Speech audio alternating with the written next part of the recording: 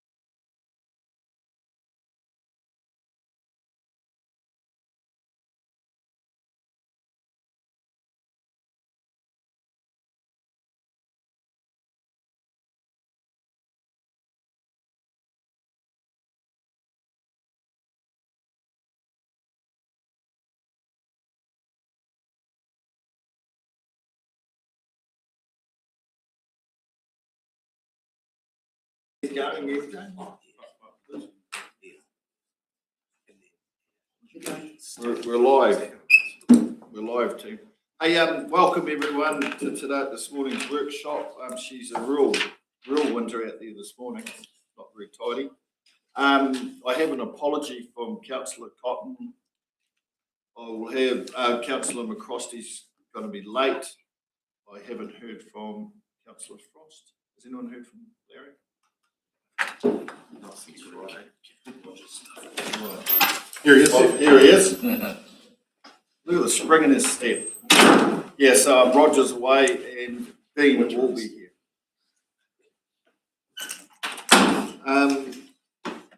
Now, Councillor, after last week's Councillor only time, Councillor Cafford and Councillor McTammany just discussed there.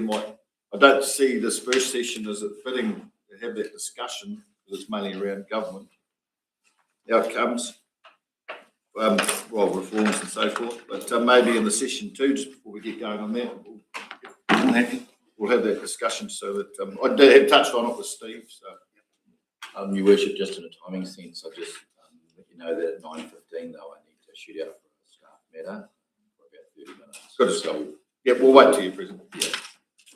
Thank you. Righto, we'll kick off with session one. Yee, welcome.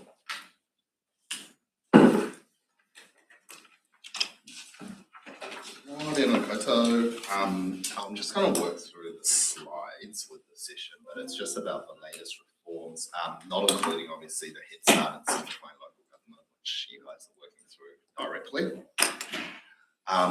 So the first update, and we touched on this on the RNA committee, is the government's recent announcement that non-elected members will be prevented from voting at council committees. Now, this amendment is going to be introduced into the System Improvements Amendment Bill, which is currently in its second reading. It means that it just won't be consulted on any further. So as soon as the System Improvements Bill gets updated and passed, this will come into effect. But I think they've mentioned that they're going to potentially give it 3 or 6 months leeway to do so. As of the 22nd of June, there is no current wording yet in the System Improvement Bill. One of the questions is, in the government's announcements, they've pointed basically at anyone that's a non-elected member can't vote on the committees. It seems unclear as to what they're thinking regarding, for example, our rural water scheme committees, which are technically voted on. The members have been elected.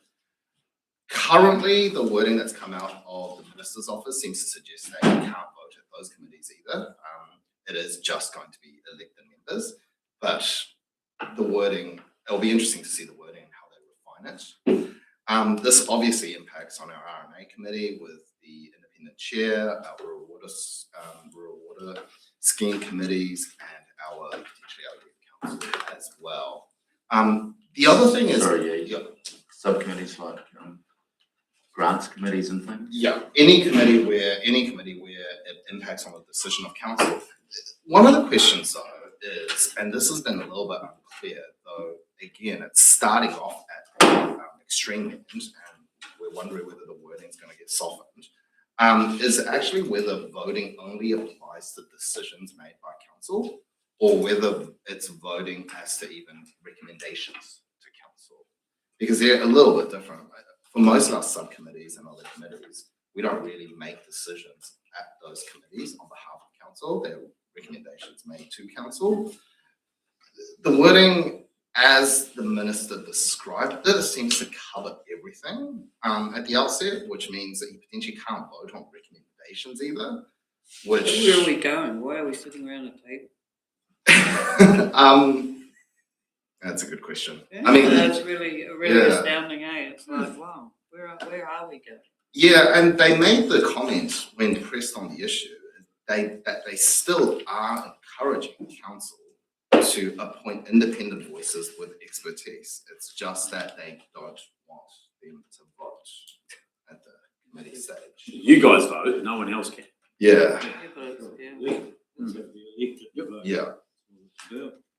But I guess the question is for example, rural water scheme committees. Well, the members technically are voted So they are an election technically as hell. I think that's a I stretch. think you're being Well- very smart there, but it's a tenuous connection to say they're elected Yeah, in respect of what they're talking yeah. So it'll be interesting to see the wording kind of give that. But through you, Mr. Chairman, as well, the Rural Water Scheme Committee's actual delegations are very limited.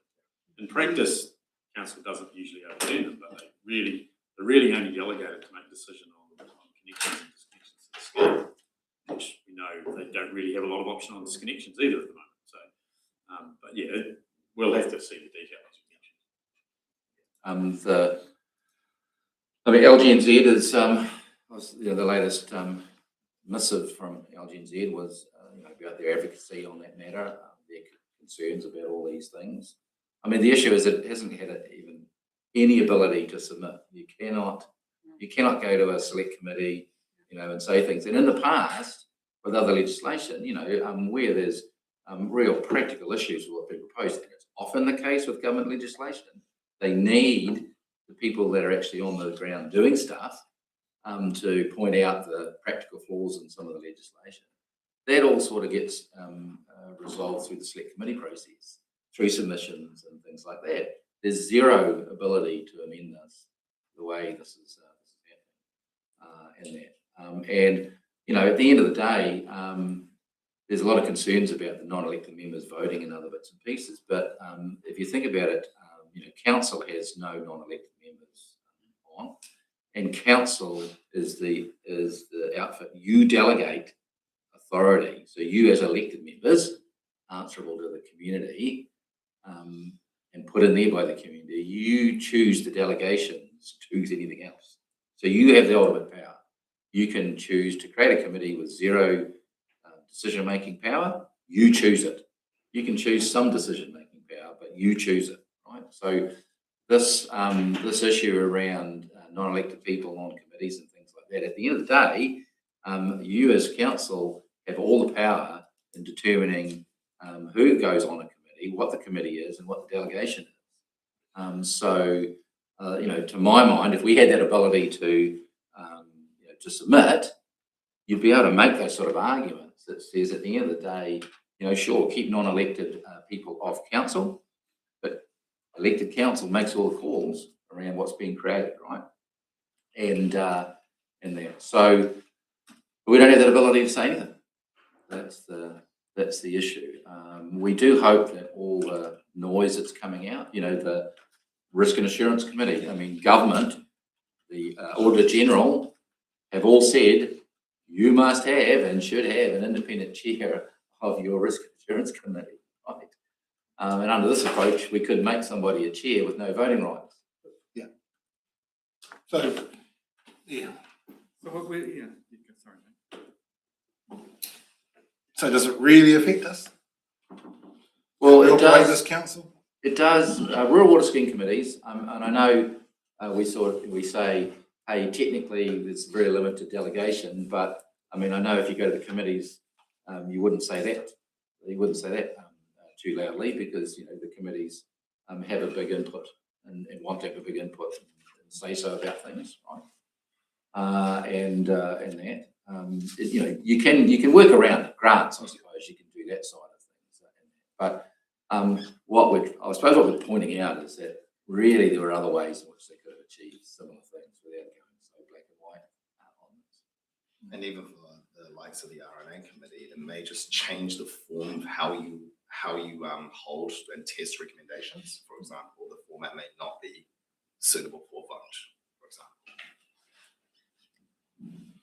example. Often with the Rural Water Scheme Committee, so we, like Jill says, they don't have a lot of delegations, but quite often when the capital projects and things are discussed, we still do go off their consensus. We do have the right to vote yes or no, ultimately, but often, so it's often just taking a consensus, as you call it, and then recommendations. But for the risk and insurance, I don't really have too big a problem with that either, because basically all the chair does here is move the minutes in the previous meeting or take the apologies. Someone else can do that. We never vote on any decisions then. consequence. Recommendations go through to the other council meetings. Yes, but yeah, obviously you wouldn't have the chair voting if that was the case anyway. Yeah, so there's nothing, I wouldn't see anything too contentious there for us. And as a council, because we don't have non-elected members, yeah, it doesn't quite affect us quite the same as it might other councils.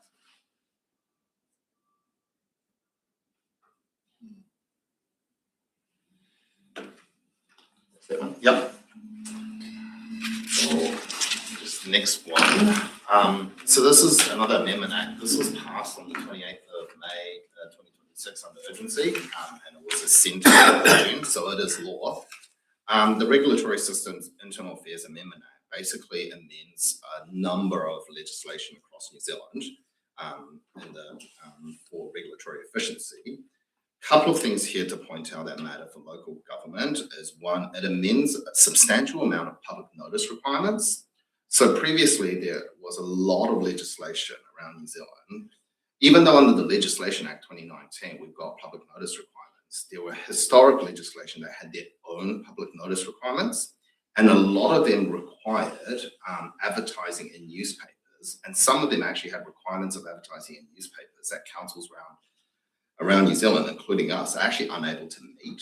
For example, requirements that you advertise in 2 daily newspapers, which certain areas may not have 2 daily newspapers. So in respect of the Lagoima Dog Control Act, Freedom Camping Act, the Rating Act, the LGA 1974, these have now, the definitions have basically been removed so that the public notice defaults back to the Legislation Act. What that means is technically you may not need to actually publish the notices in newspapers to fulfill the public notice requirement. That's not to say that you can't. It's just it's removing that as a requirement. And this is actually something that's been called for by local government across New Zealand for a while because of the difficulty it was getting to meet some of those requirements as newspapers drop off their circulation. I do want to note that for the Local Government Act 2002, so that matters to, for example, consultation processes, those notice requirements weren't amended by this Amendment Act. That's amended by the System Improvement Act, which is the previous slide. That's currently in its second reading, so it hasn't passed yet. The other thing that's of note is the fact that this now amends the Member Interest Act, which increases disqualifying contracts between elected members and council or prospective elected members and council from $25,000 including GST up to $100,000 excluding GST. So that's reflective of the fact that 25K is way too low. And again, it's something that has been pushed by local government across New Zealand as it was simply just disqualifying a lot of people and catching a lot of people out unwittingly. And disqualifying people from actually even standing for council. So that's per financial year, isn't it? yes, so that's per financial year with the exception of an election year. The interpretation on that particular piece of legislation is quite tricky. The Auditor General has taken the view that in an election year, the count for non-elected members, so for people that are standing for council that aren't on council, it basically starts from the time that the election starts to the time that basically you're sworn in. So between that period of time, effectively 1st of July until November. If you go above $25,000, then you're basically automatically disqualified. That I will say that has recently been challenged by Simpson Versa, who don't think, in the Nelson case, who don't think that's the correct interpretation. And then subsequent to that, it's financial year.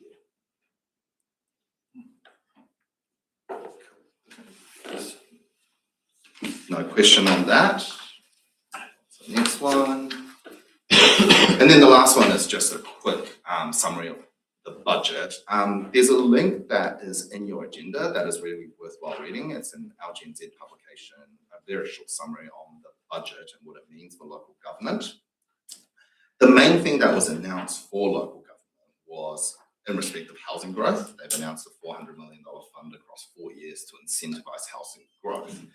The problem is with the way that they've kind of set out proportional value of national dwellings, national new dwelling consent values, it would heavily benefit large growth councils as opposed to smaller councils. So Infometrics did a study of how that would work for 12 months until March 2026. Clutha would have received around about $74,000, whereas you can see Auckland, Christchurch, Queenstown received substantially more. So it is one of those things that's a little bit, it's nice to hear this replaces their commitment on looking at GST for growth, but it is, but it is heavily, I would say, currently as it's described, skews towards the larger growth councils.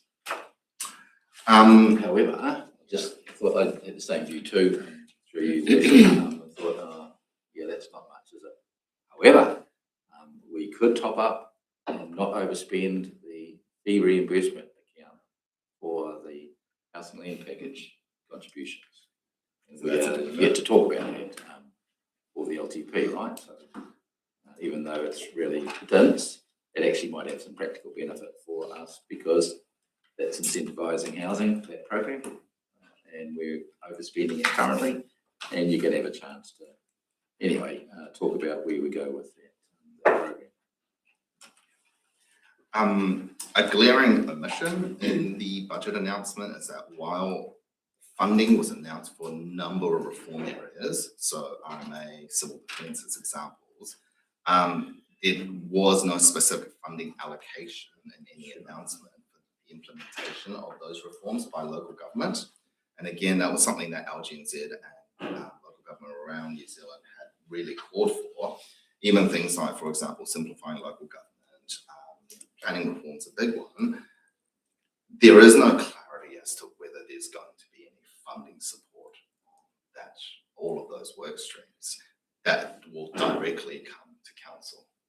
And that is a problem that I know that LGNZ and various advocacy groups are still advocating for, but that was not present or specified in the budget.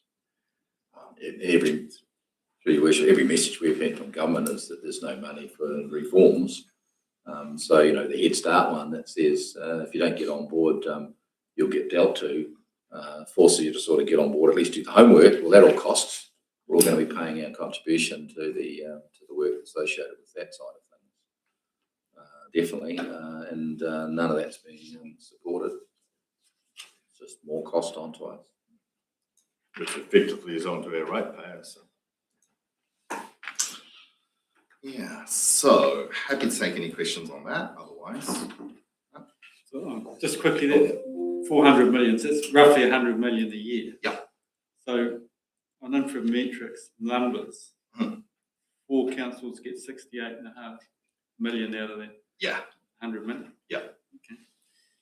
And you can kind of see why, because when you base it on national average of new dwelling consent values, you just have to track where the most houses are being built and where the most expensive houses are being built. I'm surprised it's that condensed. Okay. Yeah. It is heavily supported. I will say that we still need the actual exact wording and details on how that would work. But Infometrics worked off what we know right now to estimate those payments. Perfect. Thank you. Yes. Yeah, it seems like every time you come up, it's more and more gloom. Yeah, well, Something positive there. I think the regulatory systems, Internal Affairs Amendment Act introduces very sensible changes in respect of local government. I know that for our comms team, we struggle to sometimes meet some of the very stringent notice requirements. Newspapers are not circulating, and sometimes we have communities of interest that don't have local newspapers circulating. So effectively, we're caught in a situation where we're potentially unable to meet the legislative requirements. The Members' Interest Act, like disqualifying contracts, that was preventing or creating a lot of issues for elected members and prospective elected members. 100K again is actually not a lot, to be completely honest. I think they worked out that if you tracked inflation from when 25K was in 1968 to now, the real number should be around about 500,000. But 100,000 at least gives ability for people that have some form of engagement with council to actually still stand for council and not be automatically disqualified. Those are, some very important members of certain communities and that are currently, potentially ineligible to even represent their communities. So I think that is, those are the small positives, I'd say, Steve. Sorry, I didn't really expect an answer. Thank you. No worries. Oh dear. Well, as Steve's already indicated, he's going to be nipping out, but Jules will be here to take on board. I think, Mike, there's a bit of fat here to chew through your report regarding the community services stuff. I think, will we do it now? Well, Steve is here a bit to catch up on the funding, because this report does involve a bit of funding. So, yeah, well, I suppose we're in the workshop. But it's just it's not a workshop. Yeah, just a discussion. But just from more directed to Steve, I suppose, is the realisation of losing 51% of our income for next year through to our waters moving off our books, and then the realisation of our sunken costs, or residual costs, we're calling it. So I've been trying, we can't get to the exact figure, but just doing some estimates off those figures, we're actually moving into an LTP. We do these workshops moving on, and I've got a concern that we move along, and we're heading towards December, we produce this draft, but already due to our residual costs, sunken costs that we're going to face in the reduction in our income due to the waters being put into the CCO, we already have quite a substantial rating increase facing us straight up, and it does concern me that. So what I'm sort of asking is that we could have a breakdown of what we know where we're going to be at for 27, 28, because it's I feel previous LTP, as we move through a period of making decisions of what we want for our communities and funding mechanisms, and then the washout of the actual rating impact comes too late. So in other words, what I'm asking for is that we reverse engineer the figures from the get-go, so we get as close to the actual figure of where we're starting at, our starting point. Does that make sense to you? Well, I've just gave, it's good timing, because finance were after me for what's the baseline for the LTP. I've just given them the information for that, so they should be moving now to be able to generate the first baseline of what year one opening balance should look like. So we should be able to start talking financials and consequence of financials between now and December as a result. Yeah, just as I see, we're heading into it's community pools, but we're looking at an overview of our community pools, all our other things. But already we've got a substantial rating increase of what remains on our books before no change, and we're already talking double-digit increase, aren't we? Yeah, but sorry, no, you're talking next year. No, because your current rate revenue is the individual rates are over $5,000 or something like that. I was looking at for what we're going through now, and with a 20% plus increase, right? The revenue's up here, right? So the next year is going to have a substantial drop, bang, down, right? There's no comparison. There's no rating percentage comparison for the first year of the LTP, because we're going up. You're saying 20%. So what's next? Well, it's actually going to be a drop, a revenue drop. You'll be comparing it and saying, oh, there's a major drop. Of course, there's a major drop because you're losing all that revenue as a result. So in comparison terms, there'll be a negative rates reduction as a consequence of that of some form. And then it's thereafter, which is the issue associated with the rates capping. It's thereafter, can we live within a 4% rates cap year on, based on that? But year one, we'll absolutely have our rating percentage drop because we lose the waters, right? So that's the bit. You choose to what extent that's going to be, and we do the ground up bit once we lose the three waters as well, and you go from there. But you can't compare this year's annual plan to next year's LTP. There's no real comparison because it's going to drop. Yeah, but in saying that, the ratepayer still has services of water. So when you combine the two bills, that is, if you look at the first year of your LTP, and you combine your Southern Water Done Well bill combined with your CDC bill, that is your first year's increase in your rates. That's Not delivered by the CDC, I understand that, but the actual person paying the bills will fully understand. Yes, but then, and this will be an interesting principle for you to discuss at the LTP, how much responsibility do you wish to take on as a consequence of that for the overall side of it, when you are responsible for your left-hand side and the CCO is going to be responsible for the right-hand side? Are you going to say, we are going to take on full responsibility for how the district sees the total cost? Is that what you're going to do? You might decide, oh, we will. That'll be an interesting principle, something you might debate and discuss through the LTP process.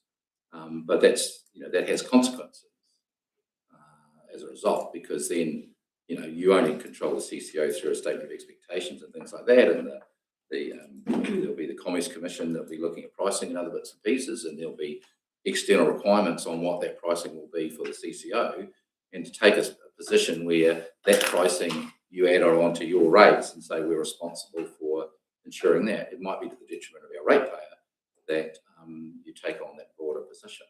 But that's something for you to discuss and debate as we go through, if that's where you want to go. Simon, you've got to.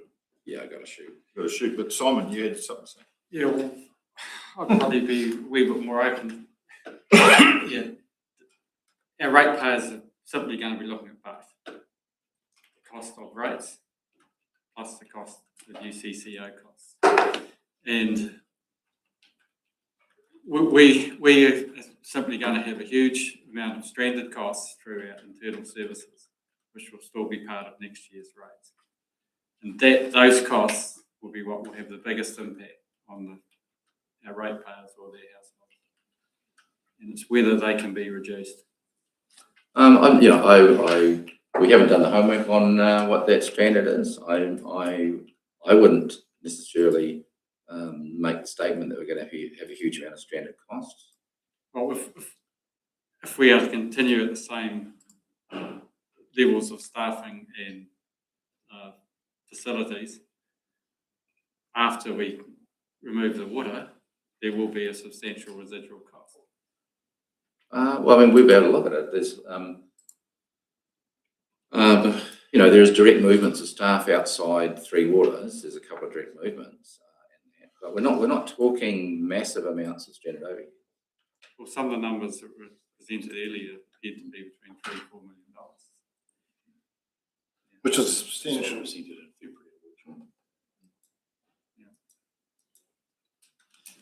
You better get it. Yeah, you better do. But the point is that you can discuss those principles between now and Christmas. So the crux of the conversation, I believe, Steve, is that the sooner that modelling of those figures, actual figures, comes to our table, then we can continue making, because we've got to be very conscious of those financial decisions. Yeah, At the end of the day, this year we're delivering all the services, and next year you have to take into account the two bills, because it's the same people.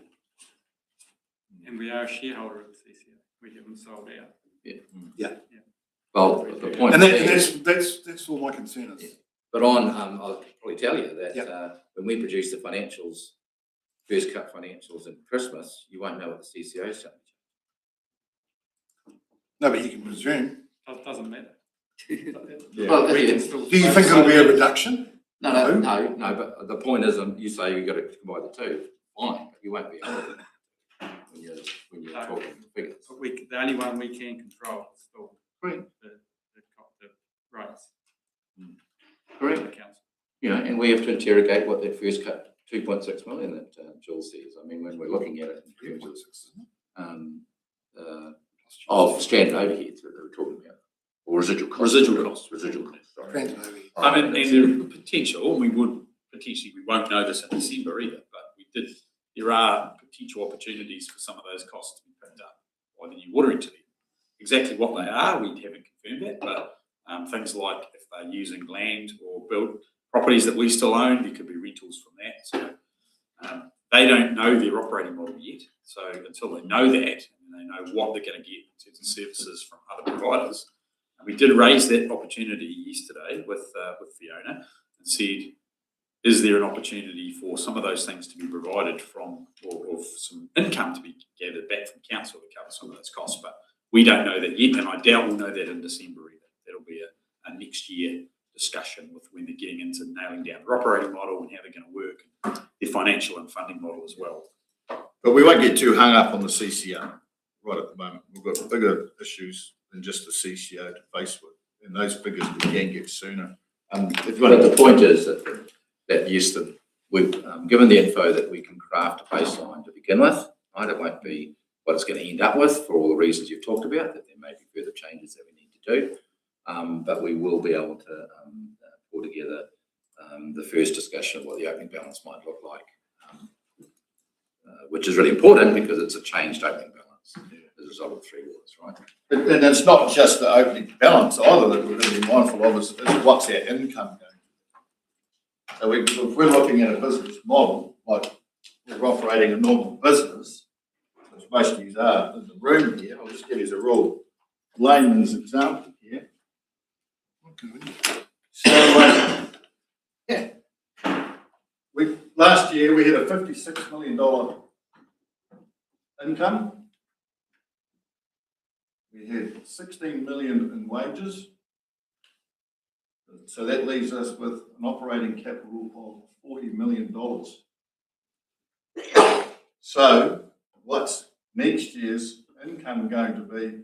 Our wage pool, and then that tells us what we have to spend to provide the services to all our communities, right? So currently, these two figures here, if you want to know what your wage content, like in my other life, it's all about wage content in our industry. In this industry, it's the total opposite. You divide your wages by your income, and that leaves you with what's left to pay everything else to make your business function. And in that value there, that does not include your statutory obligations with sick leave, bereavement leave, holiday pay, and all that. So you've got to be very mindful of this value here too. But until we know our income and our wages, then we'll know what we've got left to spend within our communities for them to function with the critical infrastructure. And that's what we need. That's the information we need before we workshop too much more on what we're going to be spending. It's going to determine what level of service this organisation can provide its communities. But what about, like, you have other income, like far rate? That's in the 56. Sizable. It's in the 56. That's all included in that income. It's total income. That's total income. His rates are like 39 or something projected for next year. So the rest of that's other income, fees and charges, NZTA income, grants. So those are the values we've got to find out for next year and well in advance. And December's too late for me. Don't know about you guys. So just to clarify, that's for the first year of the LCP job?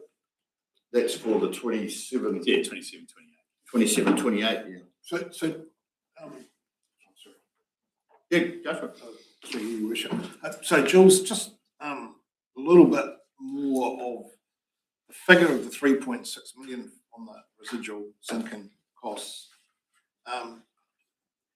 Is that a real rough No, banding around so that figures, or are you expecting to reduce that to half? What are we? So we haven't done the analysis on what that is, but it's made up of, that is actually the overhead that is being allocated to the Three Waters activity. So that will be made up of software costs, of building overhead costs, of other staff support costs. Yeah. So where we can reduce some of those costs. For example, if we're buying things like phone costs and all of our software costs, if our workforce shrinks by 25%, those costs will shrink as well. So that's where Steve's saying we need to do the work. Those things can be reduced as part of that amount. Now, the share of our corporate systems and the share of what they pick up for civic and whatever else, that stuff we can't reduce. That has to be allocated somewhere else. So that's part of looking at the overhead allocation model and saying, well, actually, where does it make sense for these overhead costs to be allocated out across different activities? So that's why it's part of not just starting the baseline for next year. And as Steve said, part of that is what costs are going to reduce, because 25% of our staffing numbers are going to be moving into a different entity, but what other costs can reduce, and then what other savings can we make as well. So I suppose that's what Steve was trying to reinforce. The part of what we need to do is looking at where our costs are going to reduce because of that. But we're going to still have the same overhead costs for this building, even when there's no water staff in it, for example. So that has to be allocated out. The cost of running this building has to be allocated out over those other activities. But we haven't got to that level of detail, and we haven't got into what's our new overhead model going to be, because I know there's been a lot of discussion about that. But no, we haven't. All that was looking at what is currently being funded by Three Waters of those other overheads that do not go. And the way we do our allocation model is we don't fund any overheads directly through rates. All of our support functions get charged through to operational activities that have rates or fees and charges. Whereas some other councils rate directly for some of their administration costs and those sorts of things. If you have a general rate or some sort of rate like that, I think Sharon mentioned that briefly in the rating discussion at the last workshop. We allocate them all out. That's why we have 2 pages of on our rates. Our rate statement, there's 2 pages of all these different lines of things, which is all the activities. We try to separate them all out. And even our UAGC says, here's all the functions we're trying to rate through this. So that's I think Steve's given the direction to Sharon. Those next stages will be where can we reduce costs, what's our overhead allocation model, and then that will start to get a picture once we get some of that work through. Obviously, the finance team are also working on end of year processes and annual reports coming up and all that sort of stuff at the same time. I think from my point of view, what Dane's trying to get at is, there's $56 million there at the moment, but you're going to lose 51% of that income, aren't you? No. Yes. So no, because the 56 is not just our rates income. The 51% was of rates income. So that's going to go down by about 19 million. But our costs are going to go down too, because all our direct water costs are going to be pulled out as well. So if you've seen the reported risk and assurance where you get all the water operating costs, all that stuff's going out as well. But the bit that's staying in there is what we have allocated to that water activity from an overhead perspective. So that's where we've talked about things that can directly reduce because of that. We'll have less Microsoft 365 licenses, all that sort of stuff that can be reduced. And then there's the other components that make up that, which is what level of support does the organisation need when a quarter of its workforce and probably bigger than a quarter of some of its activity areas move into a different organisation. And that's what Steve said about looking at what we're going to look like from 27 to 28. So just let me clarify that. So 26, 27, we're taking with the rates that we're charging so we're losing 51% of our rateable income. Yes, not our total income. Right. So we're charging 49.6 million plus GST this year, so 57 million. We're losing. I thought it was 39 million we were rating. 49 for 26, 27. Okay, yeah, well, I don't have the figures in front of me. But then if we lose 51% of that, so isn't that already telling you without any increase for inflation, etc., isn't that already starting to give us a baseline? We're starting. Yes, but we're also losing a huge amount of our cost as well. So both of those things are going to reduce. What the income's going to reduce, but what we're actually spending is going to reduce as well. So you can't look at them independently. You've got to look at what do we have to fund elsewhere from that expenditure that was being funded from those water rates, because both sides of the income and the costs are going to significantly reduce without Three Waters. So that's that baseline information Steve's saying is go away and start working on that, please, finance. But both things are going to drop significantly. Our interest repayment is going to drop significantly when 130 odd million of debt disappears off our books as well. So there's all those costs that reduce as well as the income. But the majority of the internal services costs stay. No, Well, we don't know yet. So there will be some of those internal services costs that will drop because our staffing is dropping as well. But until we do the work and say, like, we need to redo what our costs are in those other activity areas without 25% of our workforce there. Because some of those costs will drop as well. Like if we've got costs for property and those sorts of things associated with the water activity, they'll drop as well. So I suppose what they will reduce, but exactly by how much, we need to do the work to be able to come back to you and say, this is what is left to fund, and here's some options on how it can be funded. But for example, we're not that keen on doing it, but some of the other councils are talking about whether they take over the billing function for the new water entity, even if it's for 2 or 3 years. So if that's the case, there'll be a charge for that service, and they'll recover some of the costs, and that would offset some of those residual costs. Peanuts money. Yeah, that's right. But part of those internal overheads that we're charging, I think from memory, it was about 28% was being allocated to water. That offsets some of those costs where there can't be a direct reduction in those costs, for example. So we need to do the numbers. We need to look at what it's going to look like, and then that'll be what we can bring back to you. But there will definitely be reductions in those residual costs. It's just a matter of how much can we reduce it by, and how much things like the annual software cost of our enterprise system. We're currently charging that to Three Waters. We can't charge that to Three Waters when they disappear. We're still going to have those costs. The cost of paying for those sorts of systems isn't going to necessarily reduce. It's not based on the number of users. It's an annual cost to have that system. So that's the sort of thing that has to be allocated somewhere else. yeah, but I think where Dane originally started from, why it's so important is to have these numbers first. We're doing all these rating reviews, we're looking at all sorts of different facilities.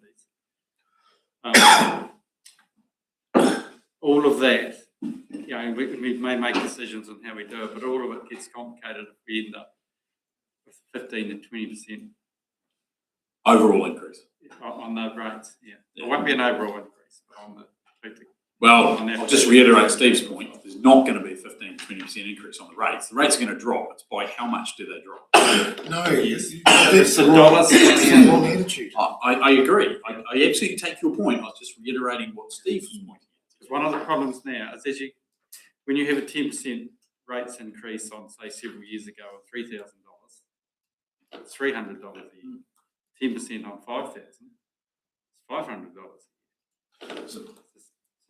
So can you make that statement, Jules, a person that has no connections to Three Waters, in our district, a rural lifestyle block, your rates are going to go down? No, they're not. Yes, they will. Why? Because if you look at the modelling we did in February, they were going down. If you have a farm with no water, With no water. what a no water Yeah. you'll Person could with be no looking water. at 15% increase in your rates My rates won't change. on the council leasing. Well, they might go up. But that actually also depends on how you want to allocate those costs. There might be other ways that you want to do it. People in Beaumont and Tyree Mouth Yeah. and the likes that don't pay any water services, Three Waters services, there'll be no change for them. No, They're not because- paying it already. Time Yes. out, do pay stormwater rate. Yeah, but they'll have to, there will be a big change because suddenly if we have a 15% residual cost, that will have to get added on. Yeah, it has to go somewhere. And we can't alter it too much, otherwise you're going to slam the urban again. So, but I think the short and tall of it is, for us to be effective in our roles, we need to know those values sooner than later, because then we can really help the likes of the Mikes when you the intense reports that, and the good work he's doing. Then we know what we can work with Mike to actually achieve these things. But at the moment, it's up in the air. We've got no idea what our income is going to be moving forward. Yeah, the biggest thing, Jock, is your cost. You've got a reasonable idea what your income is going to be, but it's your cost. The costs are the problem. Because if income on your 39 million, if your income goes down by 51%, if your costs only go down by 25%, there's a massive gap. Where does that come from? Yep. It's going to come from rates, isn't it? It's got to come from Or some other somewhere. funding thing. So that's Or- what we actually need to know as representatives to make decisions. Or it doesn't get done. That's There's two options. Love a service. We've got two options. You either tax the ratepayer more, or the second option is you do not provide the service. That's what we're staring down the barrel of. But until we get these figures, what are we doing? Running blind. We're running blind. We're running blind. And And my Mike's here to present to us. Welcome, Mike. Hey, Mike, just a quick question before you get going. I see we're working off 24-25 figures. Is that correct, or is that a misprint? No, that's right. That's the latest data that we had. That's the end of last year. And so that was, remember there was a report that came to you in December last year, which this work is sort of, I guess, an extension of that. And in that report in December, we provided an overview of the total allocation towards all community facilities from 24-25. Right. Included here, but I wouldn't take too much attention on that, because really what we're talking about here is, I guess, conceptually how you want to do it. Yeah. But it'd be also good if we had a rough idea of what their rates, well, we're going to be adopting them this afternoon, so we already know what our UAGC and the community facilities targeted rate and the community service rate is going to be for that, because we're adopting it this afternoon. So, yeah, no, sorry. Yeah, anyway, carry on. I thought it must be It is the 24-25 year that we've been using. Just about really, well, I'll back up. And so just to confirm what we're up to here, after your previous discussions, I guess one of the reviews that were requested through the previous LTP, I think, was a review of the operating grants and models for community swimming pools. The purpose of that was to ensure that council support is fair and equitable, right? So this is what this relates to. We've used some previous information to try and help you with that, but really it's about coming up with a model that you think is maybe perhaps more fair and more equitable. So as I said, you had that report in December last year, which described the what facilities, all community facilities across the district, not just pools, halls, etc., and so where they are and how much funding they receive. That shows that community pools received about 85k in that 24-25 year, which was 0.1% of the total budget for that year. So talking about community pools only. So the outcomes that we're trying to achieve from this session, obviously the first thing I want to do is just describe the current funding situation. And when I say current, I mean 24-25, but I think that's it won't have changed significantly since then. Really, it's during that same ballpark. It's a little. Provide direction on the level of funding. So that's the first thing. We really want to get direction from you on is, what's a reasonable amount to allocate towards pools, given your previous discussion as well. Yeah. And then secondly, once you've got that, how are you going to distribute that amongst the existing community pools that we help to fund? And just noting that, as you know, that how we collect that funding is not part of this discussion. That is a separate rates review. It's more about what we do with it. So there possibly could be another pool go on there too. Possibly.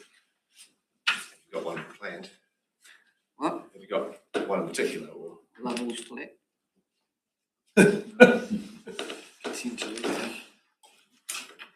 I mean, I know that's a community that would like to keep their pool and but there'll be another pool that could end up well, going back to that December report last year, we already allocate money to the Levels Flat Hall. If you, for example, were to make a decision today to demolish that hall, and then I guess you would expect that the funding amount for that would reduce, but there might be some residual amount that goes to, would be a lot less than what you. That was the point of that report in December, was to look at the, in total. So but here today, we're just talking about community pools. Okay, next slide. Thanks, CJ. Okay, so in terms of the current funding situation, there's two parts to it really. The first is I've just described it as operational funding, but I guess it's funding that is allocated through rates, whether that's through the UAGC or the community services rate. There's a set funding amount for each pool, and I think there's 9 pools in total that we have funded in the past. Now we did a bit of research to try and see where that came from, because it was a bit tricky to get to the bottom of that, but it looks like there were some decisions made, LTP decisions in the mid-2000s, Jules can probably remember, and that was based on the number of school kids in a particular area that would use that pool, or a minimum grant, I think $600. Yeah, just from memory, it was to try and have a consistent basis about what pools were given across the district, but it was really only just a starting point, and then every pool asked for different amounts of money and got different grant levels over time. Depending on whether they had heat pumps or whether they had other things or whatever. So there's no significant formula to that, to the actual Not anymore. people that contribute towards it. There used to be, but I think from what you see there, from the mid-2000s to what happened in 2025, that's the result of previous decisions, that make it made every year to bump one up or whatever. Someone that's constant applies. That's just what happens, right? So it's drifted off, I suppose you might say, from what was a consistent type model to something that's perhaps you could argue is not consistent or equal. Not consistent.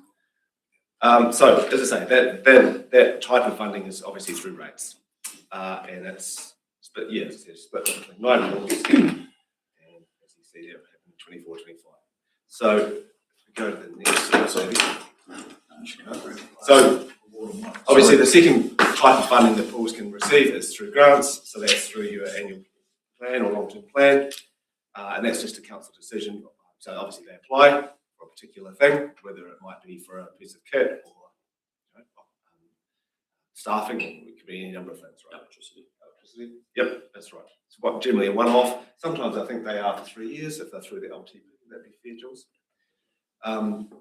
But nevertheless, they apply. You decide whether or not to provide that funding.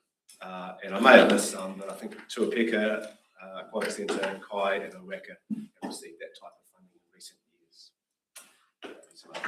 Can I just ask a question there, Mike? How many of the pools are actually school pools? Some. How many of them are actually school pools? They're not actually. The ones that we Area will be a school pool.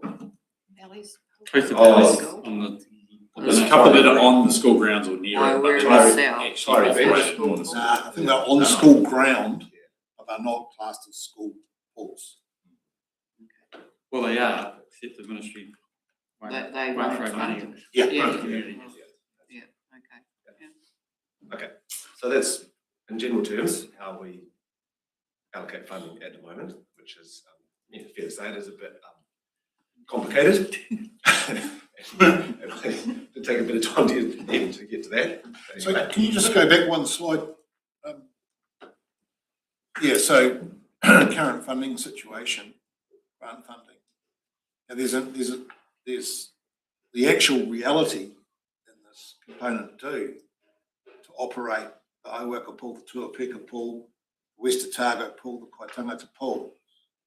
There's a massive load of funding that comes from within the local communities to support their pools. And on top of that, there's a direct charge. They're also charging to the same people, the ratepayer, to use their pools as well. So for councillors that sit in areas where it's just a council pool, completely different situation for the majority of our population in the district sit outside that area, because we're paying for our council pool, and then we're paying within our local communities a substantial amount more than what we get from this component here. It's a lot.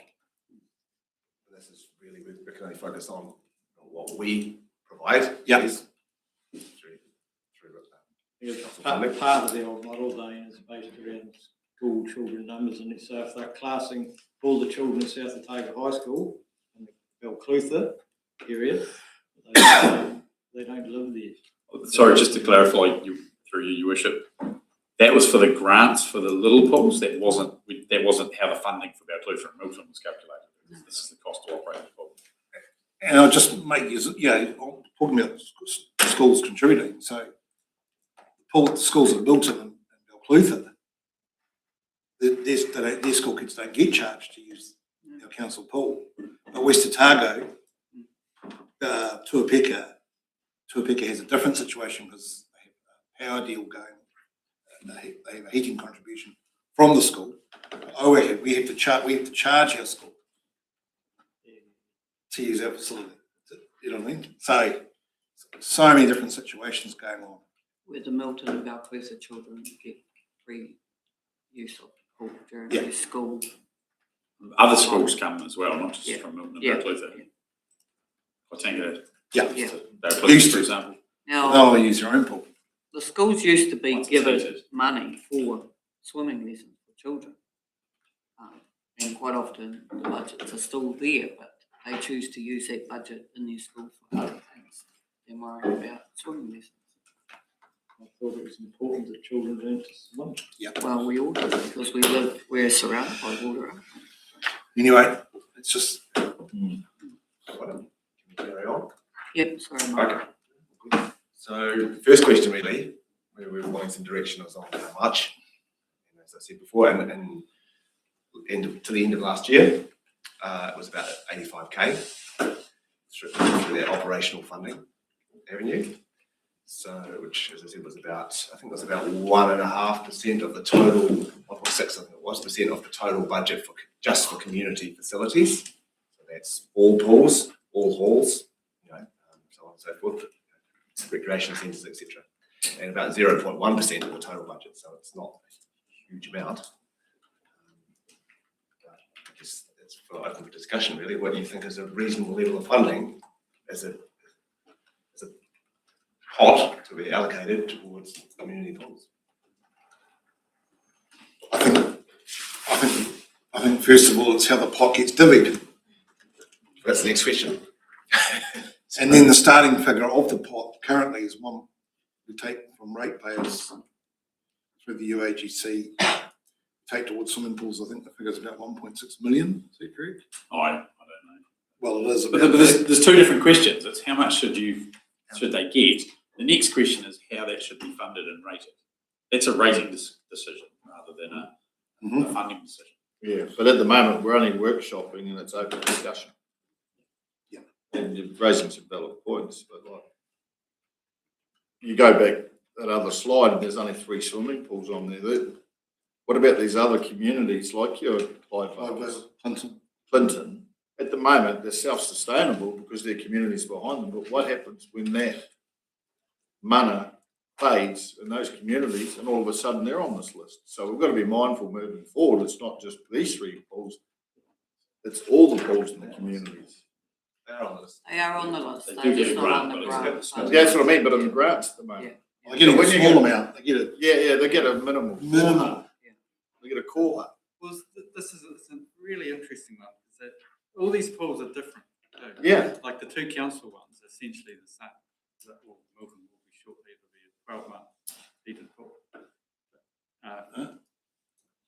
Yeah, well, They go Or 11 all months. year round. Well, no. yeah, So but that's a all- discussion to be had. what as I'm well. meaning is all these other ones on that list, they've all got different heating systems. They're all different sizes, different structures, and the communities all have different ways of Supported. supporting. And it is a hard one. I looked at that Clutha Valley one, and the community's always stepped up to back it. And if you start throwing money, well, yeah, and it's a good thing if the community does look after its own facilities rather than being rat pat. But yeah, it's a tricky. This is hard. It's quite a change in mindset to just put But the more problem- money into some communities, But the problem we've got is especially when they're different. this pools. keeps coming back to our table. Yeah. Right? Yeah. Because the problem we've got is the funding mechanism is incorrect. We're taking $1.6 million off the rate past the swimming pools activity, right? And you're getting pools that are underfunded, they're scrambling to fund themselves. But it's the allocation of the funding is the problem. But those pools And exist. can we actually, and the question mark you've got to ask yourself is, can we actually afford to have, we're a population of 18,000 people. Can we afford to actually have 2 council-run pools? First question, with a whole bunch of community pools on the side. And that's the reality of it. So to me, it's a misallocation of the funding. And that comes back to that bottom circle. It's empty at the moment. How much have we got left? I'm not saying increase the amount of Yeah. funding, reallocate the funding and see where it lands. And it also goes back to that question, what level of service do we drop if our income drops? And it possibly is part of this conversation. That nobody wants to have. So No, we to- don't want to have the conversation, but we've got to face facts. We've got a component here, grant funding, retain the same approach. Question is it working? No, it's not. So we cannot retain the same approach, can we? Through you, Your Worship, one of the things that we have done with community halls when they have been taken over by the community is having a list of certain costs that should be funded by council through the grant. I'm not sure whether you want to look at that for pools, but then that would, if a pool doesn't have heat pumps, for example, then their electricity cost is going to be much smaller. So I don't know whether it's line charges, whatever. So I don't know whether there's some sort of, we will fund these costs and we expect the pools to operate to fund the other costs, whether that's something that we could look at. I'm just trying to look at parallels with what we do with community halls to see if that provides us a guide for what we can do for community pools moving forward. Are they going to be insured? If some of these pools burnt down, would they be rebuilt? If the answer to that is no, then there wouldn't be an insurance cost. But you've got fixed line charges, you've got electricity operating costs. So it could be all of the fixed charges and 50% of the operating costs. So I don't know, just thinking of an allowance for maintenance. I'm not sure. I'm just trying to give you some ideas about what a basis could be if you want to look at consistent funding across the pools. Again, through you, Your Worship, I really do think that's the second question. The first question is how much? No, that's to determine how much. You have a basis to determine how much. Well, but if you're trying to set a budget for pools, which is what we have, if you go back a couple of slides, this is what we generally fund. But how much could be, we're going to fund these costs and we're going to leave the community halls to fund community services. That's what we do with the community halls. In the agreements we have with them, it sets out what we fund and the rest of that they're expected to fund with their operational research. It's feedback from the pools, Yeah, but that's okay. at least that would be a consistent basis of what we're funding for each pool. But just trying to figure out if that helps to think about the how much question.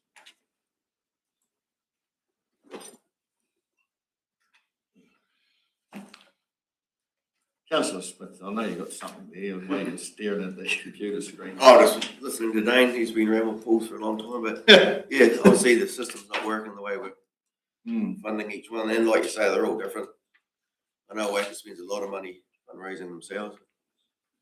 And council we consulted on and put quite a bit into the capital upgrade on pools too in the past, including Owaka and the Tuapeka Aquatic Centre. We're still paying off a loan from Tuapeka Aquatic Centre.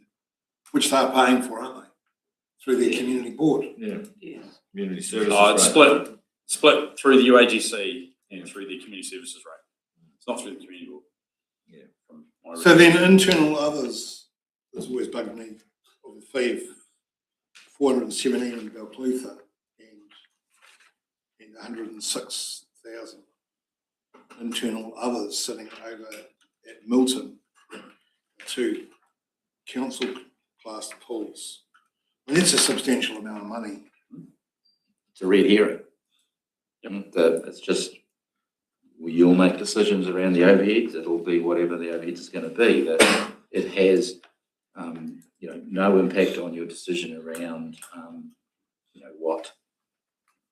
what additional you would charge to pools. It's whatever's going to come out of it. You may decide, oh, we're not going to have any internal costs attributed to pools. Okay, so be it. It seems right. You can do anything you want around that side of it. But what we're sort of saying is, okay, whatever that's going to be, that's going to be, and that can only be rate funded in some form. Right? So that's why I call it a red herring, because it's just a subset. It's a different box. It just goes there. And the point is, over and above whatever that box is going to be, 0 to whatever that you decide through the model, then the question would be, okay, and that box, that funding cost is not a cost that the pools generate, right? The community pools, it's nothing to do with the operations or anything like that. So the point we're wanting you to concentrate on is, of their operating costs, of their loan costs, so of whatever their costs that they generate for the activity, in what way and by how much and by what set of principles should we contribute anything at all. That's what this is about. Yeah, I am open to what Jules suggested too about defining a list of some costs that will meet for the community pools as being a way forward. Although the one I'd be reluctant on would be operating costs for the fixed line charges, but not the operating costs, because that is a community decision as to how they might power heat their pool. Because all these, remember, community pools are all pools that the communities have said we want to take care of and we want to run. We want these in our community. So they still have a responsibility because they've chosen to run them. They do. Yeah. So well, we're doing it. Yeah. And a lot of what we discuss, I mean, there's recreation in there, but a lot of what we discuss around pools it's pretty emotional at times about kids learning to swim. And that is essentially the point of all these pools around the district in these different school areas in the towns. So if we were to spend a lot of time going out to all those community pools, collecting information to inform some sort of decision, what would you want us to be asking for? Effectively, you'd be saying, what's your line by line item of expenditure?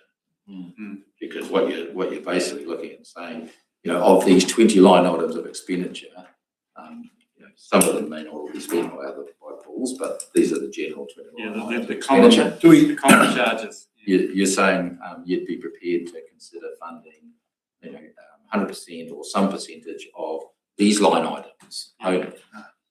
Is that that's what you're suggesting, right? Yes. Yeah. That's one way of doing it. If the community chooses to do something else or add to their pool, then there's a responsibility there for that community. Yeah, Tom. There. So is that the same like the council pools? Councillor Frost was one. I just have a question. So do either Milton or Belclusa, do they raise any money to use their own pools like these community pools are doing? They volunteer? One, if not, why not? Because there's a differentiation between a community pool and a public pool. Right? Now you're going down a different pathway if you're wanting to convert a public pool to a community pool, different issue. Community pool, And not anybody can go to. And we don't need to debate that at this point, because we're talking community pools and what are we going to contribute in terms of funding towards community pools. Do need. Just on that, when I made that comment about kids learning to swim, so those other communities, the kids in Belclusa and Milton, should those schools be charged to use the pool? When the other communities have fundraise and contribute for the kids in that area to use those pools, so should the Belclusa and Milton schools? That would be a different investigation we would do. It's the fees and charges side, it's the amount recovered. I mean, it does contribute to the total picture of your contribution, for example, and that would be a different bit of work we would need to do to do that. I know in the past, the argument was, you charge the schools, does that mean they're not going to be participating? But it was a decision that you made about not charging. That's a decision yet to be made again if you wish to. Yet they do participate in the other communities. Yeah. But they fund and participate. So, yeah. If it's your consensus that you want to review the current policy about not charging schools, that's fine. We can take that as a direction, and we can do some homework around the pluses and minuses associated with that. That's all work we can do if you want to go down there. The sort of things we got to get out of this is we just want to know what our work direction is going to be, so we can go out and do things. Right. So if that's an area, because it does contribute to, it does reduce, small part of what our contribution may be if we get more revenue in to that.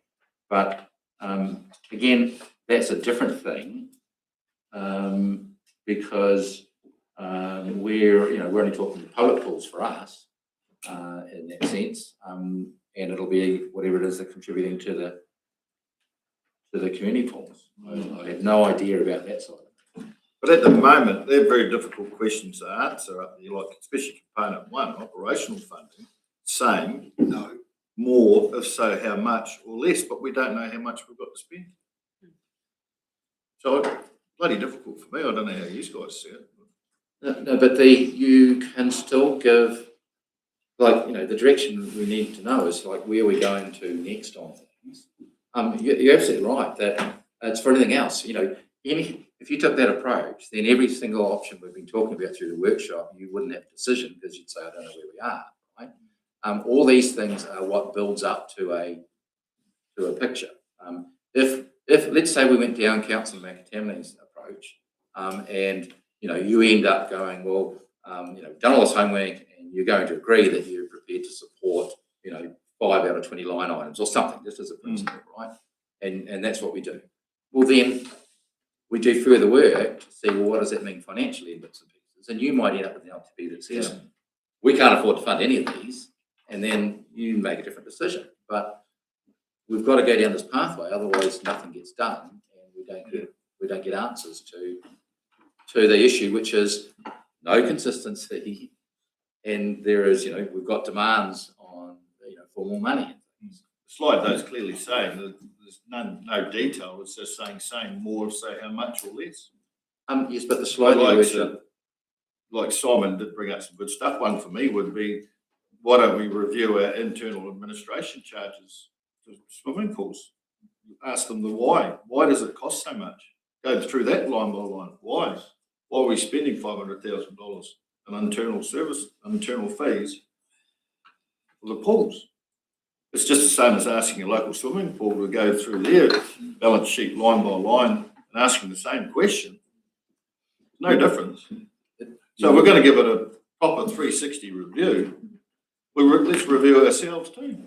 Your Worship, this question of internal overheads, because it is just a consequence of the internal costs, is fed. It's one figure that never changes. But the why would be good, Steve. Yeah, but it makes no difference to your funding question around the pools. Well, if we could make savings in that, we could give more money to the pool.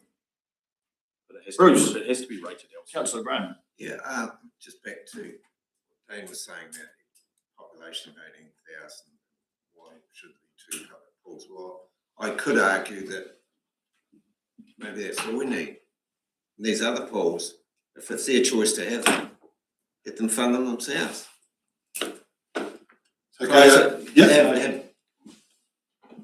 Strike off the other ones. That's their business. If they want a local pool, let them have it. I could argue that. I'm not saying I am, but I could. This is the direction that Mike needs to carry on with his work. So I'd challenge on that. Go and ask the communities. Yeah. And I think you're going to find there's a real simple answer to that. Is take our money off us for pools and give it back to our pools.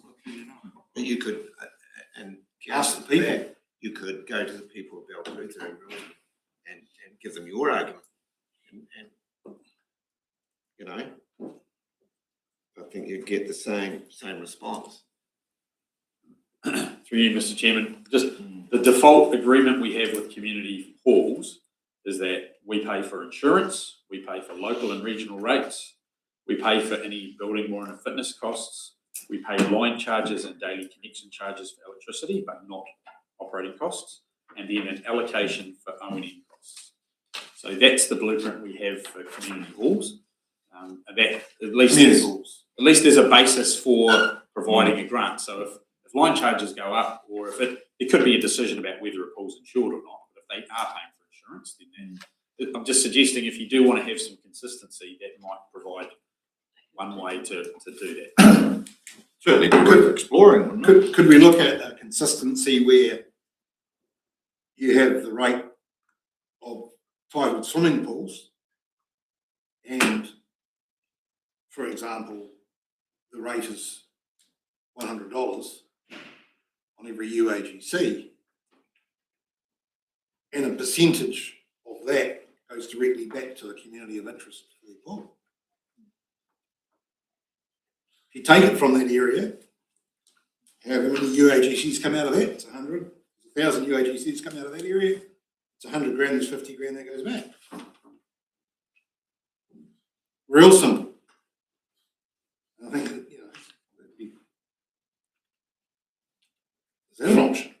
Well, no, because I mean, we talk about rating reviews and bits and pieces, but what you're principally saying is the UAGC isn't a fee and charge. You know, it isn't just something that's dreamed up and says we need $100 in UAGC, right? It is by law the accumulation of the costs that we have to recover, recovered via, in this instance, a proportion of the UAGC, right? So, you know, it's all the amalgam of the costs of the council, bang, you know, and that a proportion of that is going to be funded by the UAGC.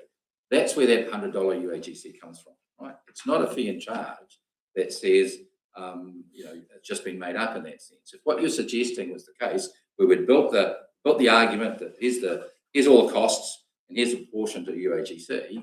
So that's all determined. That's what the UAGC equals, right? If you take anything further out of the UAGC that you're suggesting, something else in the box has to come off, right? No, it's re-measuring that box. It's a starting point to see where we land.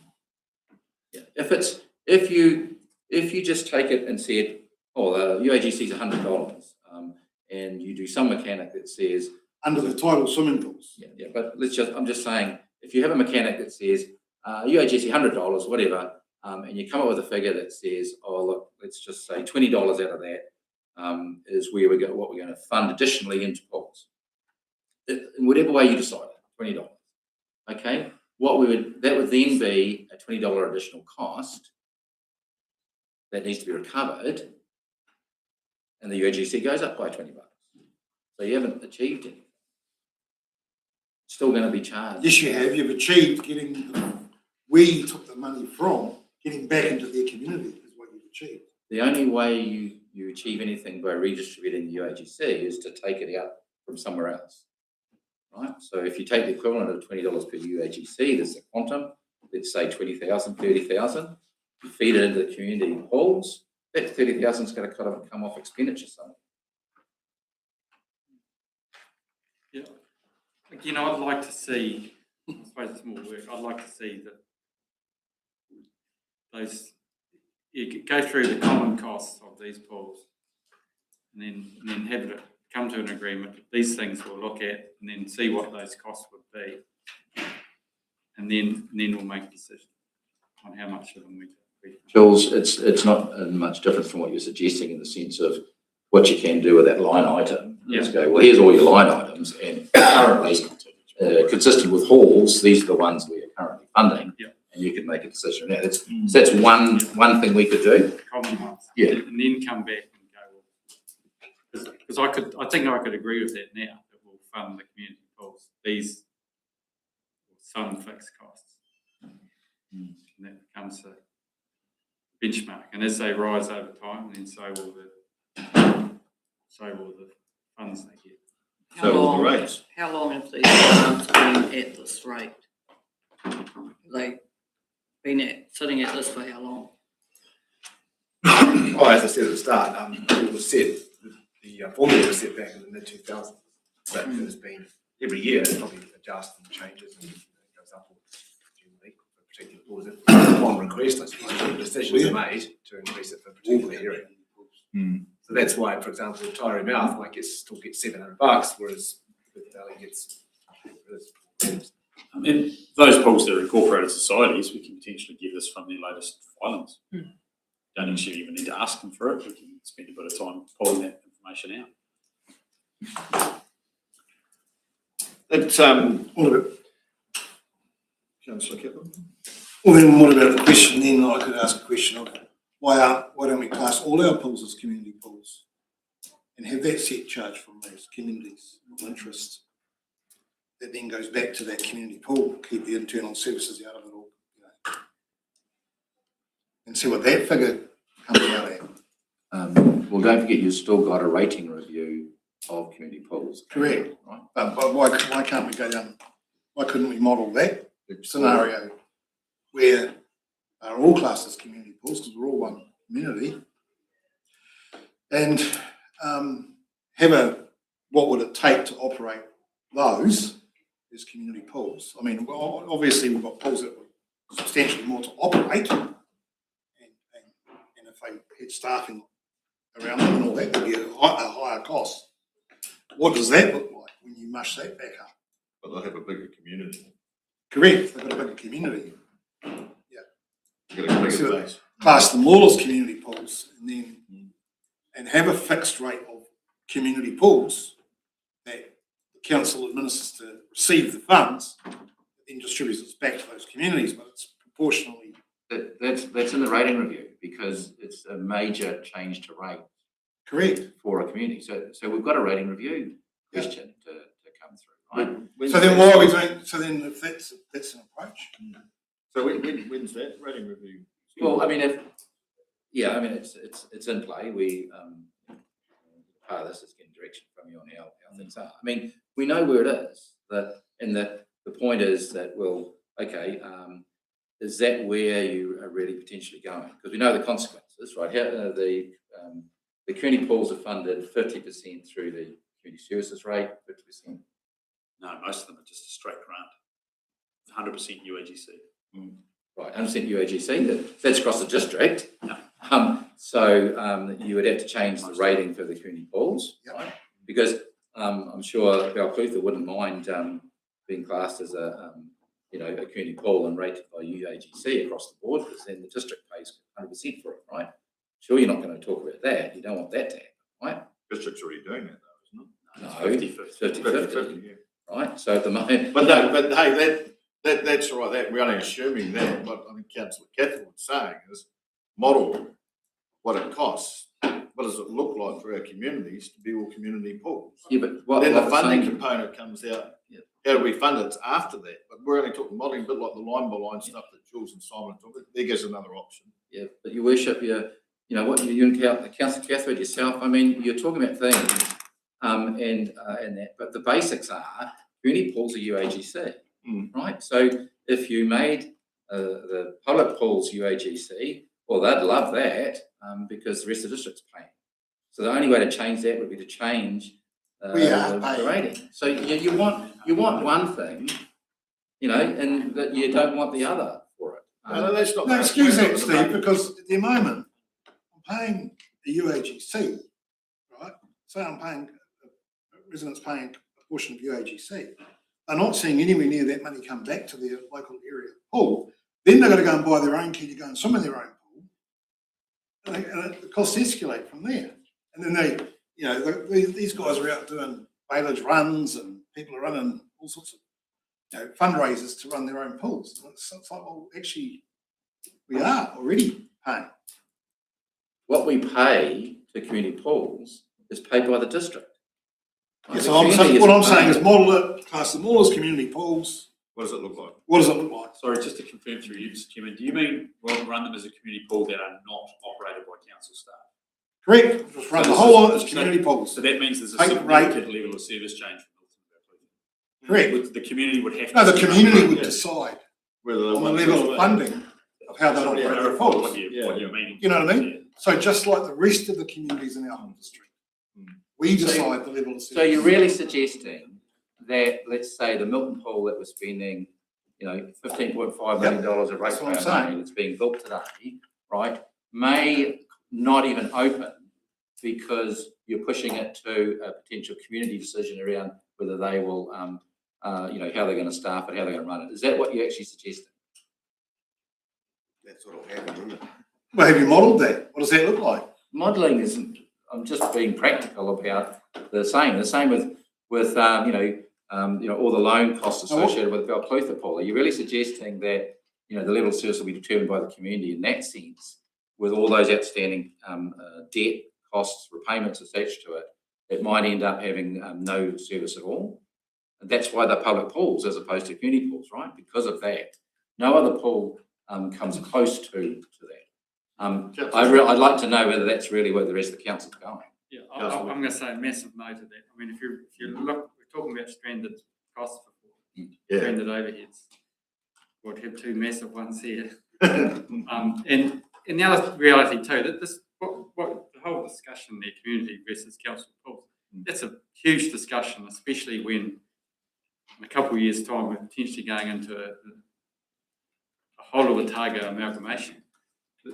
There'll be more discussion on pools and things there, but there would have to be some pretty common ground with how it's run in those other districts. There is a huge discussion, and the people in our communities that use their local pools will tell you Yes, that they require more funding to operate their pools. but again, And they feel like they're contributing from their pocket enough towards pools. but I'm a no for reviewing community and council pools, the status of it. Going back to the funding, what Jules was saying about that blueprint for the pools, that principle is, I believe, is quite fair and equitable for the district, and especially with our next topic in here is about the museums. Could be a principle that we could apply to the museums as well. So, and then you're being fair to everybody. So yeah. I guess my only comment on that is, so if you had two options, one is just to reset perhaps the amount that goes to each community pool by some arbitrary number, whatever that is, let's say it's $1,000, right, for each pool. Versus this method where you're required to, there's more administrative load, right, for us as staff to gather up that information, work out who does what every year. Wouldn't have to do it every year. No. You could be a 3-yearly or a 5-yearly review. Review. You could use that, I guess, to set a set amount. Set the That's same. it going forward, it's a one-off. Taking into consideration some of the pools in the museums are at different levels, like some are paying more than others. I just know. So this is just a fair, equitable way. I just know from experience, trying to get information out of some of these groups is quite challenging. Well, if they have money, they're going to have to come clean. If we go to the bank for a loan, you've got to tell them everything. I suppose what Mike might be suggesting is, like, if you look at the quantums, the quantums actually aren't much, right? And so he's saying you could do a lot of work down the pathway to try and go individually, understand line by line what these things are, come forward with a bit of principles around bits and pieces. You do the actual calculations and you look at it and go, well, actually that's X amount of dollars. And had we just made a grant that said, X plus whatever, the marginal cost is next to nothing. And it just removes a whole layer of bureaucracy for everybody. What I'm saying is they're all paying rates, they all pay power, and they all pay insurance. But how they run their pool might vary, like some might put in solar panels and that comes with the cost, whatever. But as a principle, you might say, well, here's X amount per pool, and that's never going to be the total cost of running your pool, but it's a contribution from council of whatever that is, and it's $2,000 or whatever it be. Why don't we bring back, we don't have to go overboard. Why don't we bring back line by line related side of things to see some quantums One or two. and match it against the one-off grant approach that you're talking about, Mike. Because then we can talk and say, really, is it worth it? This makes sort of sense. We could just go down this pathway, and really, it makes no marginal difference to the rates and things like that, right? So, Councillor we could do that work. Councillor McAtammy's point about the power was very good, I thought, because some of them got different forms of heating, so I don't think power should be included. The other one that came up right from your first slide, I think, Mike, was one, you said one of the fundings years ago used to be based on numbers of school kids in the area. That would be the most simple way to come up with the formula. So many dollars per kid. So if you tie your mouth, you get like, well, a minimal amount. Expect to have no school kids. Yeah. But if you're looking for a simple system going forward, that would be the Well, that's easiest. what was chosen 20 years ago, so. No, the actual simple calculation would be, you're taking it, you're using the funding mechanisms coming through a UAGC. It's the UAGCs that are produced from that pool of interest, from that community of interest. That's a simpler variant. If you're taking it from the UAGC, and you've got whatever, there's 500 UAGCs come from that community of interest that have got that pool. That's the figure you use. Well, how do you That's work, fair. how do you work the Clutha then when you've got Kaitenka and Clutha Valley in there as well? You have to change their community. Because you bundle all those UAGCs that come from that distinct area, and then get the actual true costs of all those pools combined and divide it by that UAGC figure. It would be fair. There is a fairer way to do this, without a doubt. Councillor Grant? Just back to Councillor Catherwood's comments about if all the pools were classed as community pools, and they're all taken out, all funded by the UAGC, what would be the difference to the ratepayer in Balclutha from having it a public pool to a community pool and having it funded? What sort of It should drop. If currently considerable? 50% of the cost is community area of community services rate, 50% of the cost. So that's covered by the Balclutha general community area, that side of things. When you take that out of it, right, that's then that quantum is funded by the rest of the district as well. So that amount will reduce. Because Dane said something like that, the community aren't too happy about paying that much, but I'm sure there's a lot of people in Balclutha that would be thrilled about, or would be thrilled about that what they're not paying gets passed on to someone else, isn't it? You don't get anything for nothing. And if you are getting something for nothing, You're doing someone else is paying for it. You're doing well. Correct. Through you, Bishop, that's a rating discussion, and all the way through all of our rating systems, you guys make decisions between what is paid for across the district and what is paid for in each community. So there's lots of decisions where you've said, we're going to help smaller communities by the way we set up our rating. So there's even our three waters change. Owaka and lots of small communities are being assisted by Milton and Balclutha. So if you look at one thing in isolation, you potentially aren't looking at the bigger picture. That's all I'm saying is that if you're looking at one part of the UAGC and you're ignoring the rest of the rating system when there's been decisions, there's our wheelie bin rate, for example, one wheelie bin rate across the district. If we actually said, well, you pay for that differently in each community, Balclutha would be way cheaper than everywhere else, and everyone else would probably be twice as much. So you make decisions all the time about spreading costs across the district, and I think you just need to be really careful when you're looking at one individual bit without looking at how do we fund across the district and make district-wide decisions as councillors. So that's part of that rating review. That's where you look at the whole big picture and you look across everything. Yep. Right, but for So the now, solution is not to continue on our current system, because it's not working, is it? What we're saying, I mean. So we have to come up with a better solution, because the the solution is not just to put the price of that up. So that the ones that have a problem gets solved. That's not the solution either. There's a We've got range to of- model there's a range different of- solutions. Well, I mean, that does, that's slightly different. Throwing more money at it is not this, you know. Yeah, but that's a slightly different question, because that sort of goes along the principle, at the moment, people believe you're not putting enough money into community pools, right? They want more because they submit on it and that sort of thing. And so, the option around, oh, we need to put more money into it, but in what form we do. But the question you're saying though is, oh no, we shouldn't be putting more money into it necessarily unless we make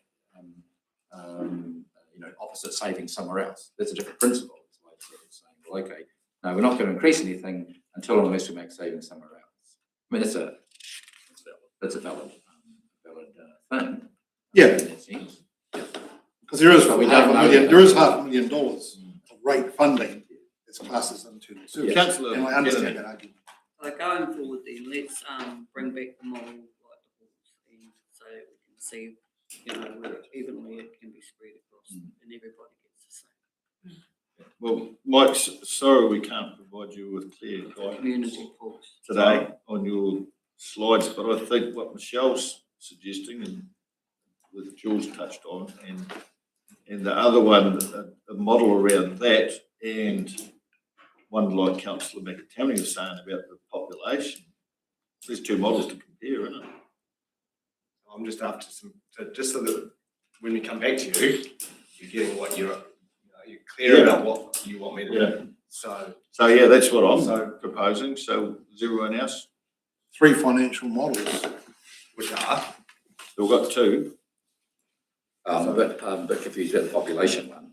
But the No, I school, said school. I said school. I said UAGCs to, so you want to know how many kids are School children that use a community pool. That's the reason. That's the easy one. But that's what you're talking Based is on how many what? kids at based on schools. school role. We Yeah, can't, we school don't know how roles. many are using the School pool. roles. School roles. School roles. That's easy.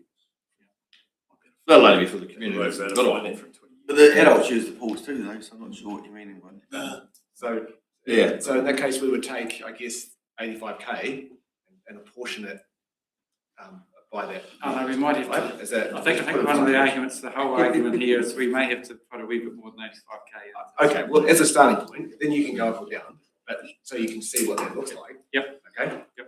We could do, I don't know, a higher and lower number if you want, but, so that's one. That's the easy one. That's the easy one. Second one is you want us to go out to the community pools and get information from them.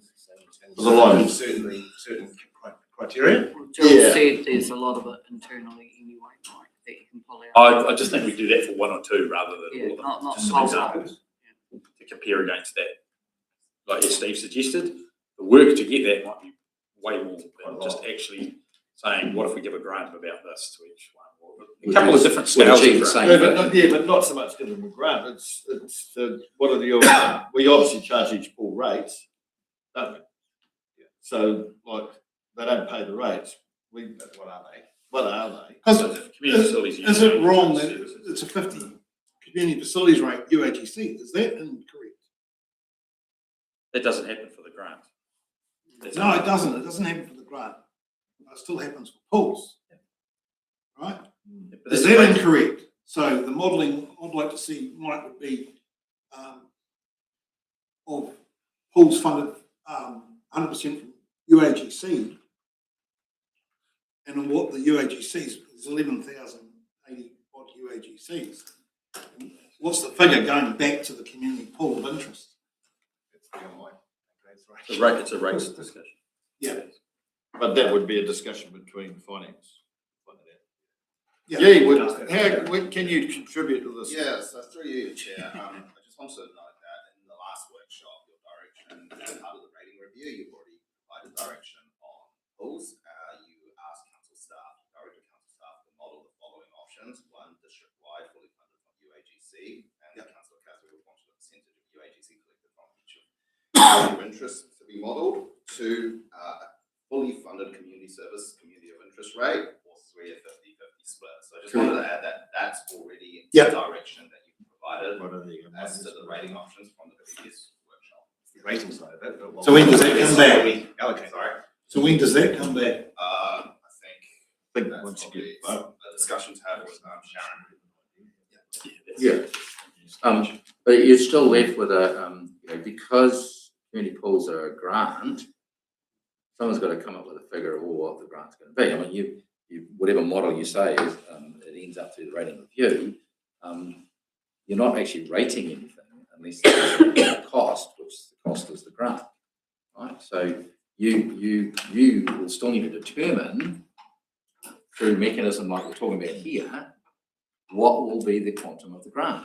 But would that grant not be what we're talking The about? grant will be the quantum of what comes out of the modelling of the figures, isn't it? Yeah. Over time. Yeah, that would be determined what it is, but like a fair and equitable way to do it is using the rates value, ORC value, everything that Jules rattled off about what we do for the halls already. It's fair because that way it's in line with the value of the asset. Look, Your Worship, we totally understand that. Don't get us wrong. We understand how that's calculated.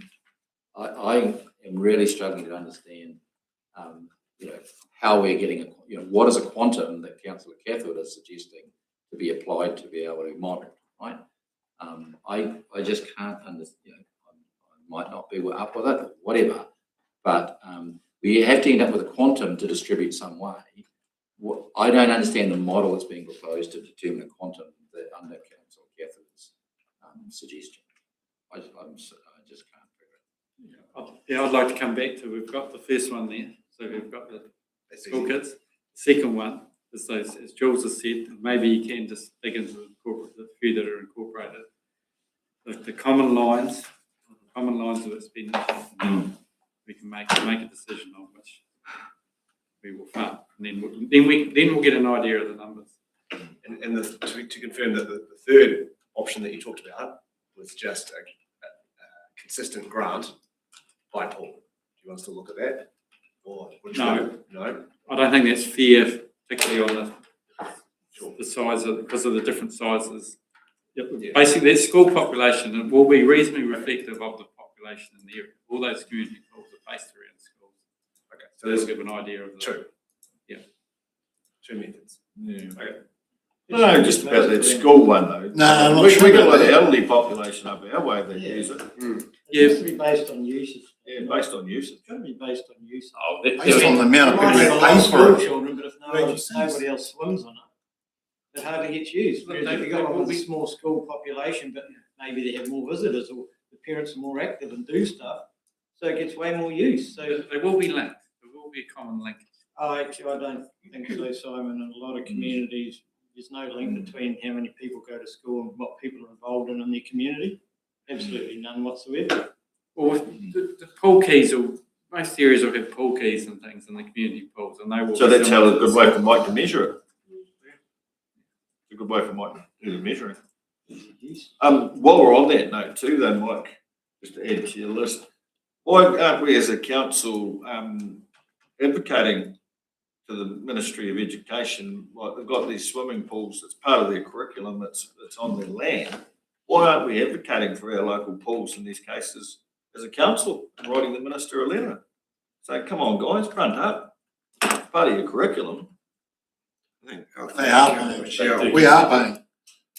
didn't Michelle say before that they get an allowance, but they may not be necessarily using it for that? Yeah, but that's information to find out. Are these ministries as a Ministry of Education actually giving these pools any contribution? No, The running of it goes through the schools. See, like West Otago, we tap both schools and the Kui.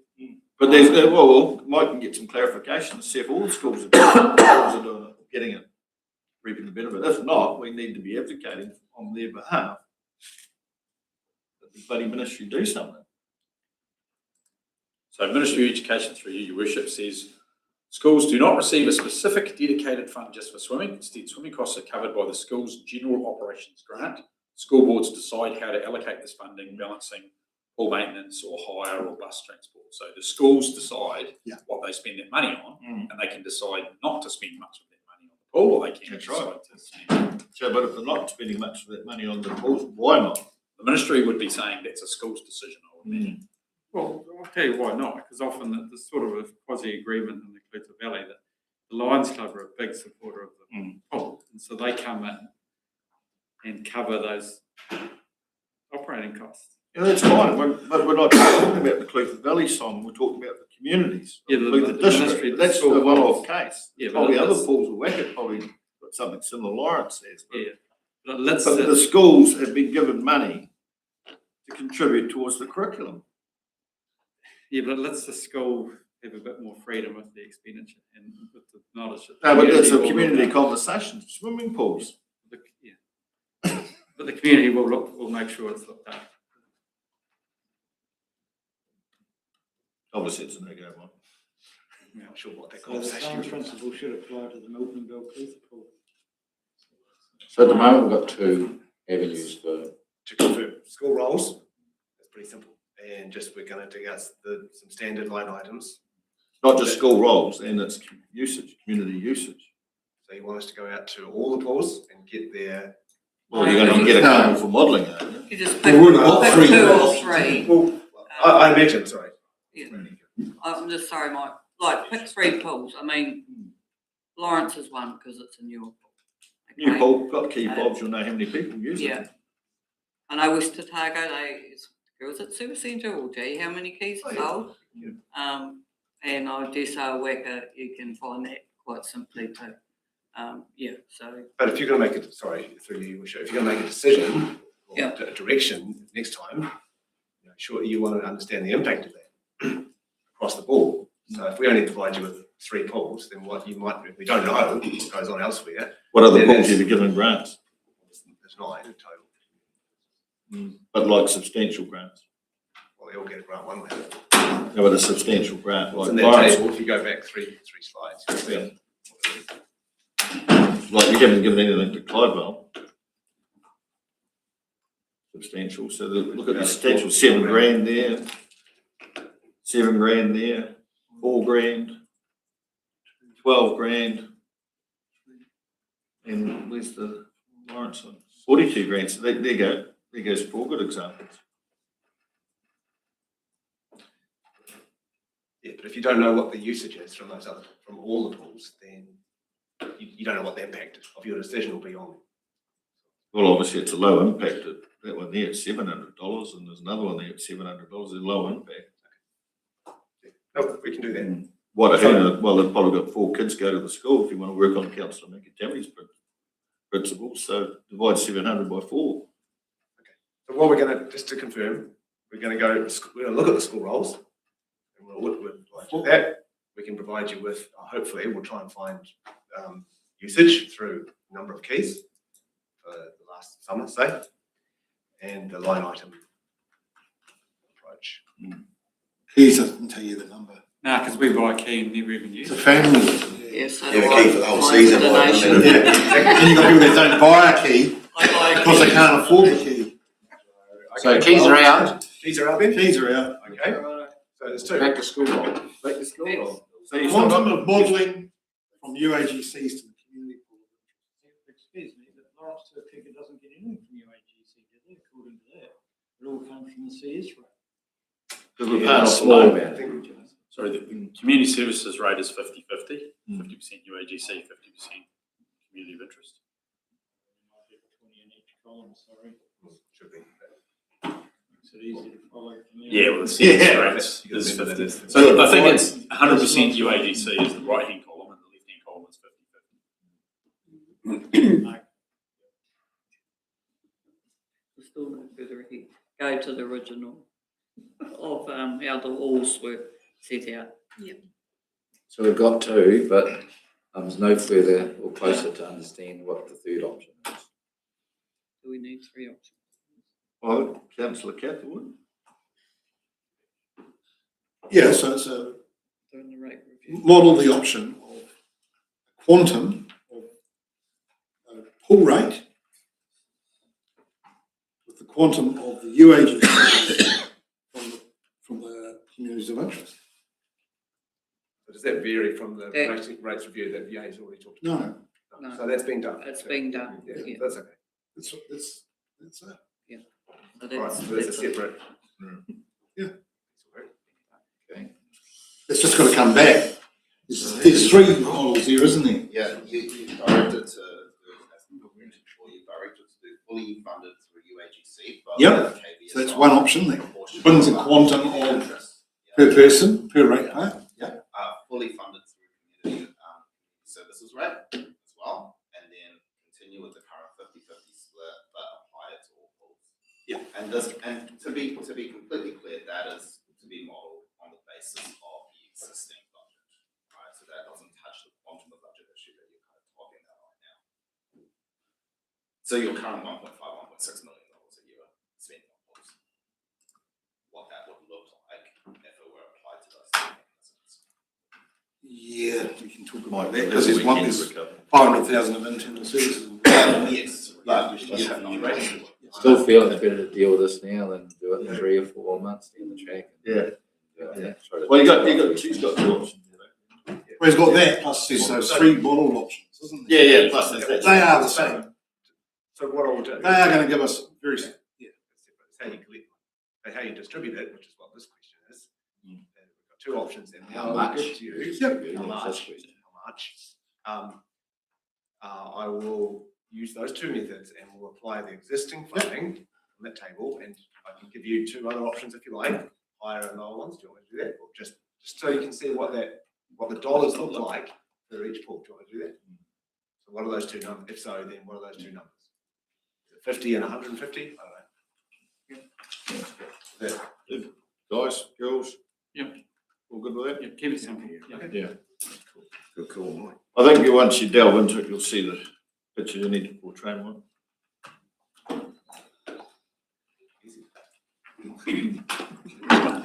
Thank you, Mike. Thank you. Sorry to batter and bruise you. Right, do you want to break where I know we had on the agenda to the significance and engagement policy? Shall we have a break, stretch of coffee? Yeah, we should still. Coffee? You're leading this one? Yeah. Policy. hurry up. the community. Right,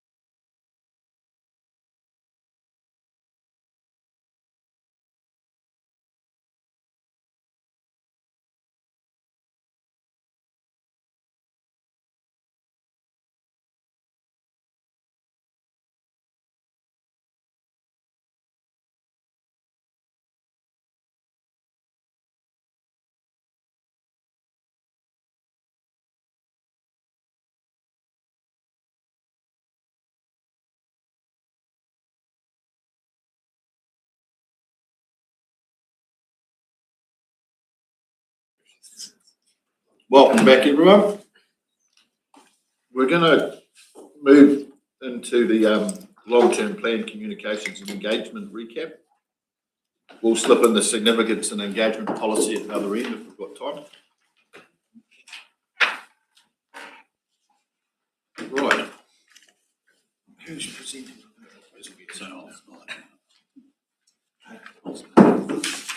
Peter.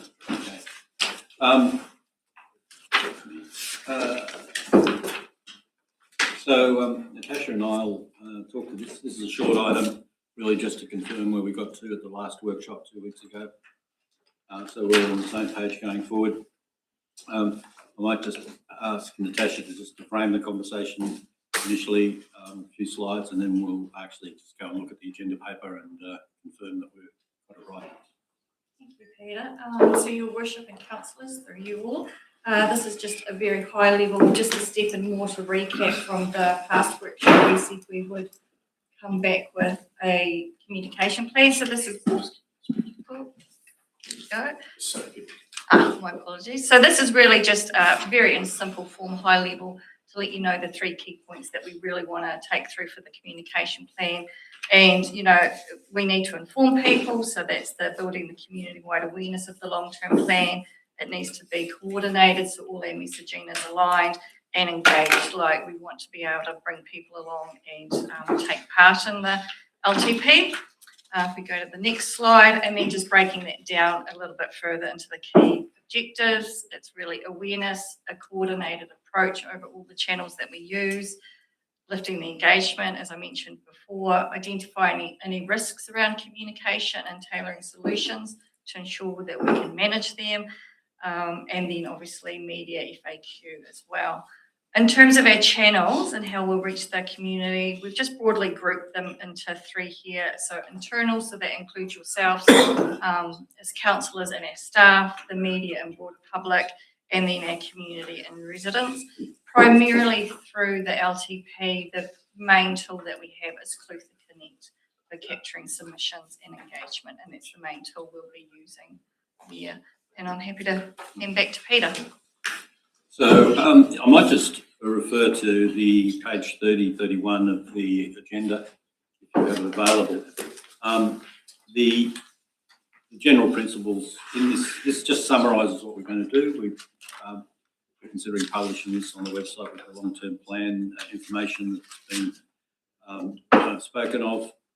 With a bit of desktop publishing, some general principles that are in there. I'm not going to go through them in any detail. We last time agreed that we'd have an ongoing communication plan, part of which has already been discussed. We'd have early targeted stakeholder engagement starting from July, 3 months, covering major groups as indicated in the plan. And we got a formal engagement process going forward in actually March to May. I've actually put March to May because the process, as indicated previously, starts with consultation, public hearings, and then final decisions over that period. But the kick-off, and this will be subject to your determination at a later point, but nominally in March this time, March next year. So that's the proposal that we came to, we believe we got to last time, and just open it up whether there's any suggestions or clarifications or amendments for you, Your Worship. Thank you for that, Peter. Councillors, any comment or feedback for Peter or Nat? So your early targeted stakeholder engagement, you have no modelling for an example from that, do you? Thank you. Through Your Worship, Councillor. So what we're proposing is, and it's in the next agenda item or session, is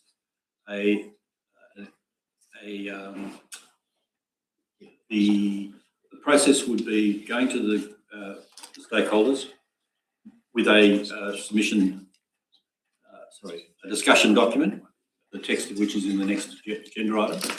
And that base, so I ask if you're comfortable, Councillor, that we answer that question in the context of the next session. And in terms of actual modelling, no. It's an open process as to what they want based on the living and working in Clutha strategy.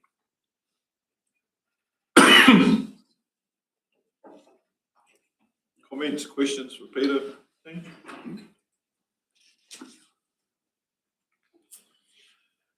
Take that as a no. So with that, Your Worship, we might move on to the next item. Very good. Thank you for that. And in this, let me open up, Your Worship. This is the opportunity, going back to Councillor Catherwood, I might answer some of your questions as I introduce the item. So what we're doing here is endeavouring to do one thing that was mentioned previously, do a quick review of recent business engagement and what that meant to the living and working in Clutha strategy. You might recall that Steve Hill mentioned last time that through our Clutha development, there's already been engagement with stakeholders in the business sector.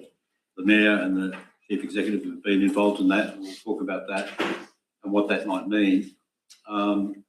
We're looking to provide direction on how we go about our targeted stakeholder engagement discussions, and there's a document in the papers which talk about draft text to frame that conversation, and that goes to what I said earlier in relation to Councillor Catherwood's question. There's a question about what elected members' involvement might be in the targeted bilateral discussions.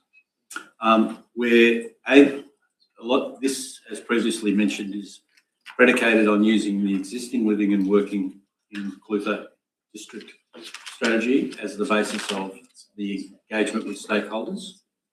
And there's a suggestion that was made by the Mayor that we update the title to include the word district going forward. But we're not proposing to change the strategy that is currently in place. We're considering on it for change.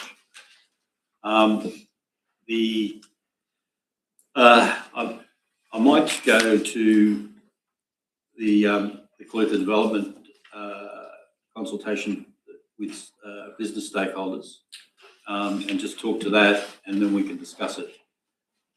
It's been quite interesting. There's an attachment C in the agenda that basically has been highlights what has come out of that. But in summary, those discussions were an open discussion that Clutha development undertook, and the Mayor might wish to comment further on that. It did not actually directly address, in this case, the living and working strategy. What we've done is correlated the outcomes of that discussion against the strategy subsequently. There's good alignment, but particularly in housing, community wellbeing and business.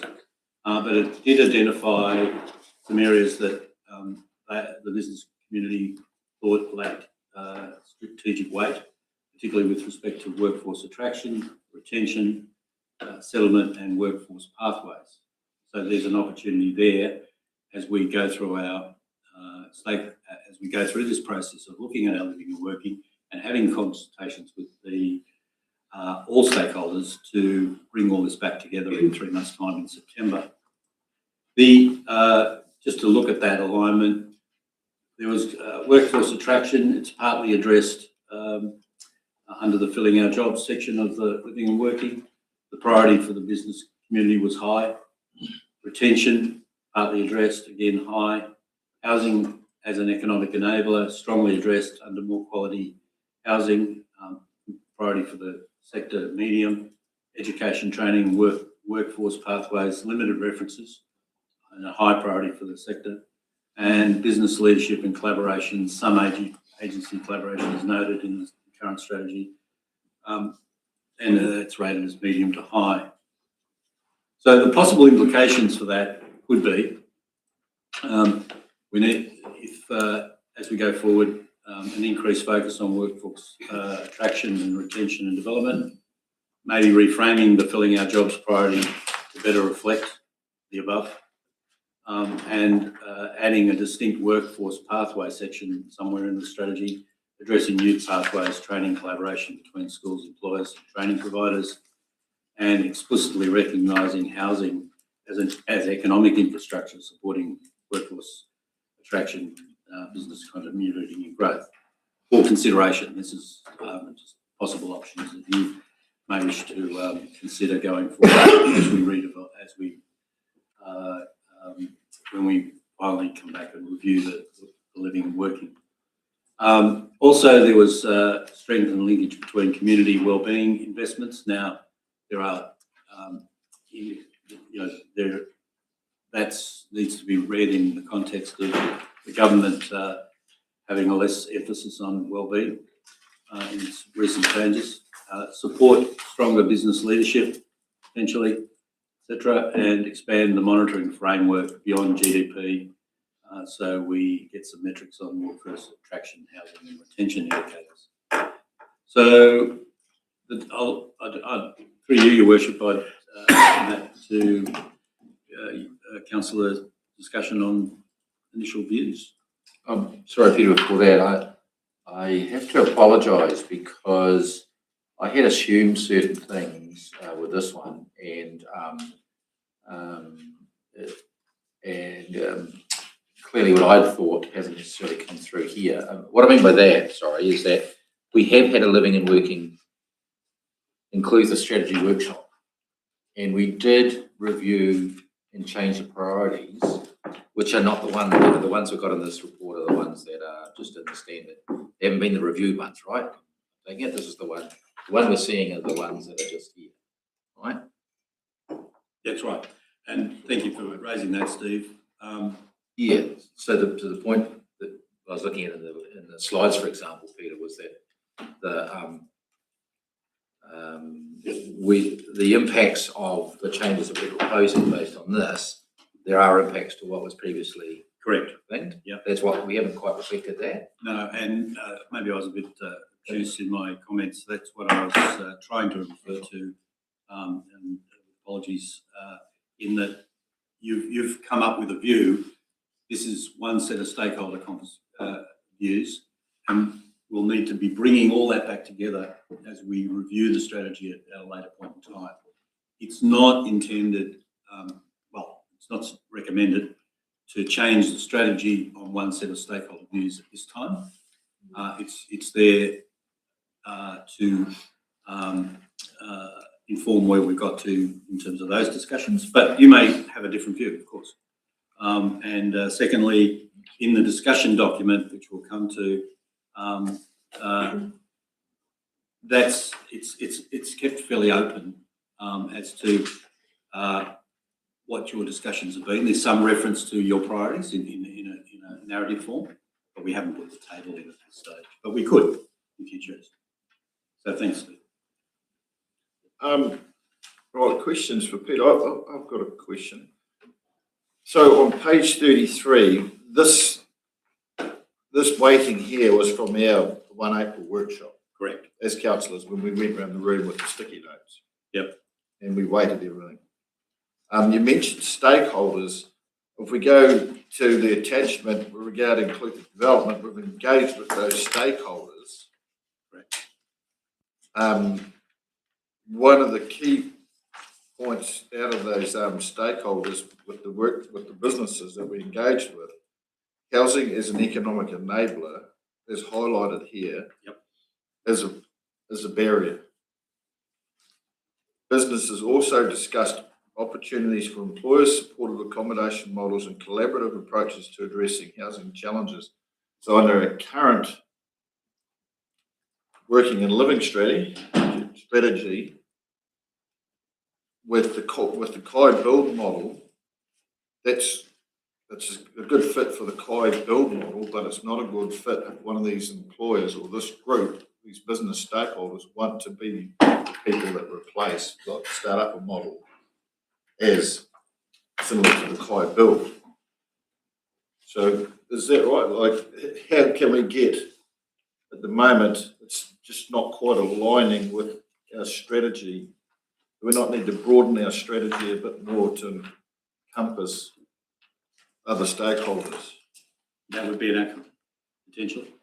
Well, no, the strategy always had flexibility, Your Worship. So, as long as things are H neutral, for example, we had a lot of flexibility to do what we wanted for it. So, I don't see other alternative options being a problem in putting it in. I think that the thing I was sort of trying to get at was in terms of the workshop, we'd sort of gone away from some of the priorities that we've previously been looking at, thinking that the jobs were fine, and we'd be looking at how do we support business expansion and things like that. I think I recall we were talking about to create more jobs as a result, but that business forum that we had certainly gave us a different viewpoint. It said no, that pyramid of priorities was absolutely still the pyramid of priorities: housing, workforce attraction, that side of stuff, and filling the jobs.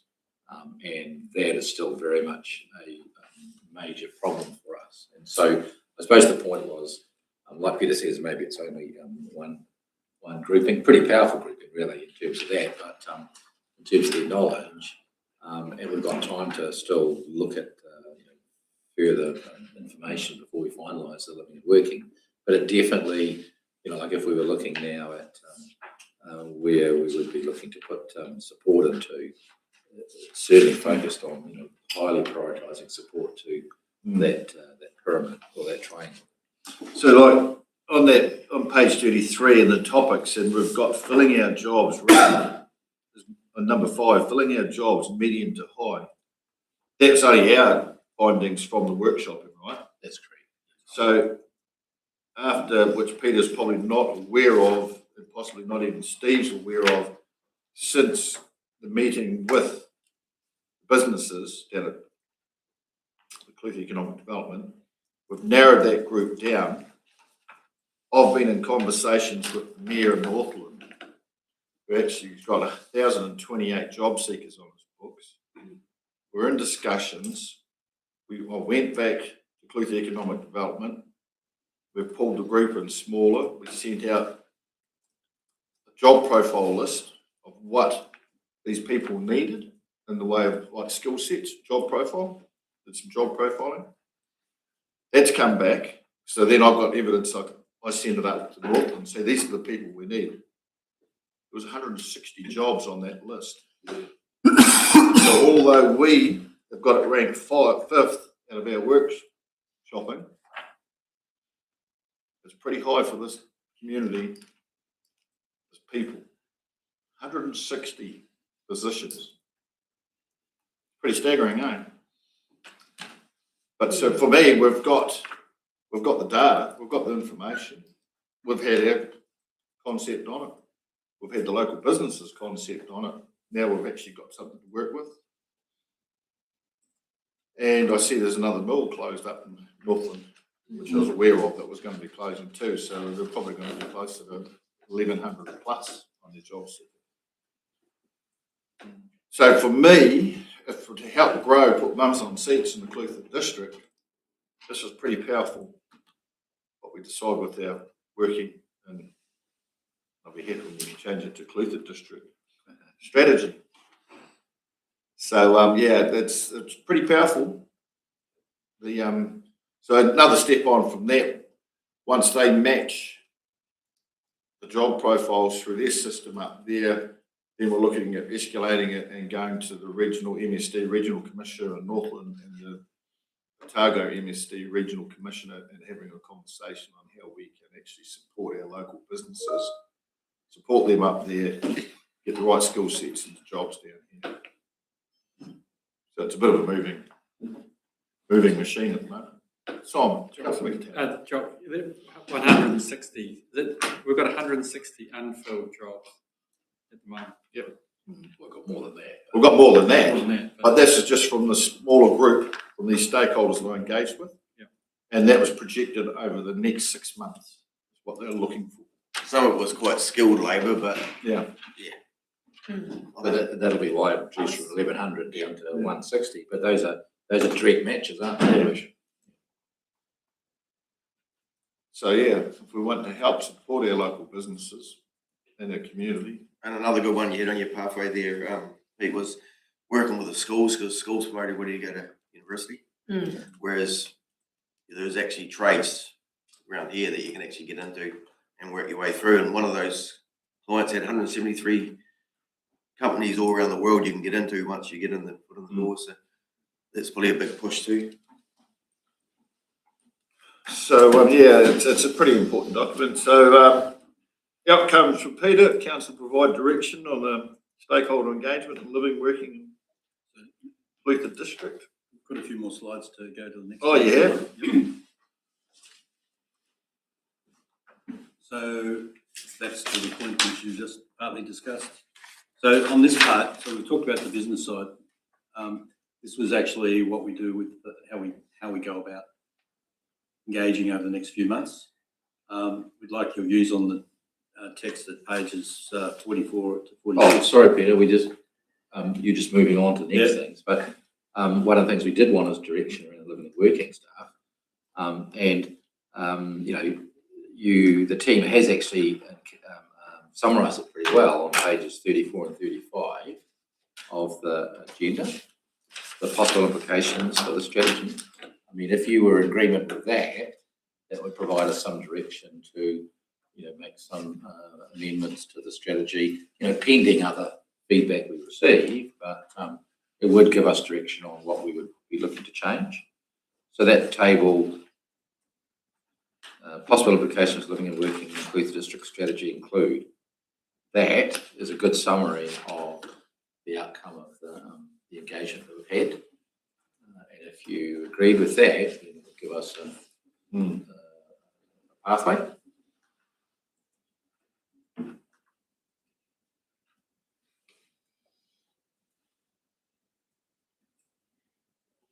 Comments, views, people.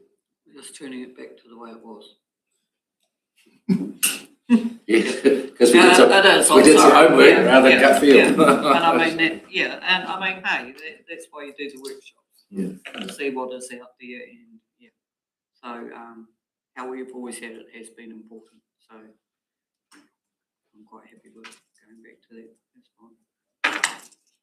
Sort of quite, and closing hours, like Jock said, there's 160 jobs sitting there. If we can encourage, people that are sitting in other areas struggling, come and live down here where it's not so much of a struggle. Might like the fishing too much in the north. Yeah. The weather. I don't know, the snappers are migrating down. So it sounds like we haven't really got any other views, so we should be able to go with that, team. Thank you.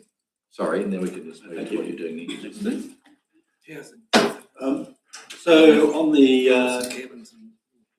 next part of this, we'd like your views on the discussion text that would be used to inform invitations to stakeholder consultations, or discussions, I should say, not consultations, and get some feedback as to what elected members' involvement may or may not be in that.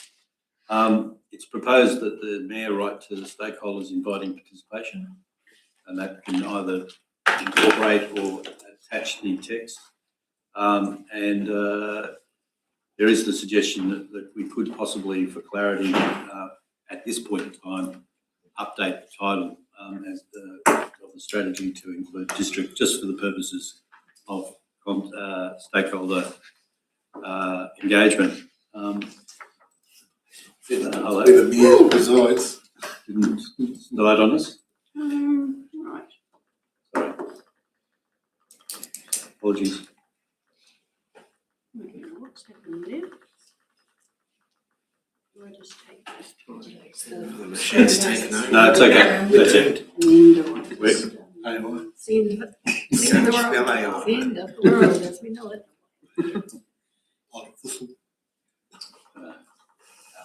Apologies.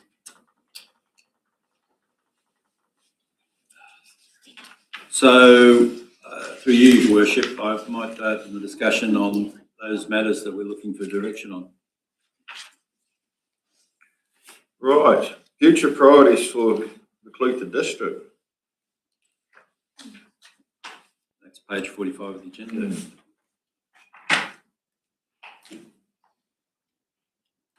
So what we've got here, Your Worship, is attachment B 45 to 46. Apart from the background introduction, we're proposing a set of questions to frame the stakeholder engagement. And the first one's future priorities for the Clutha district. And it's an open question, essentially.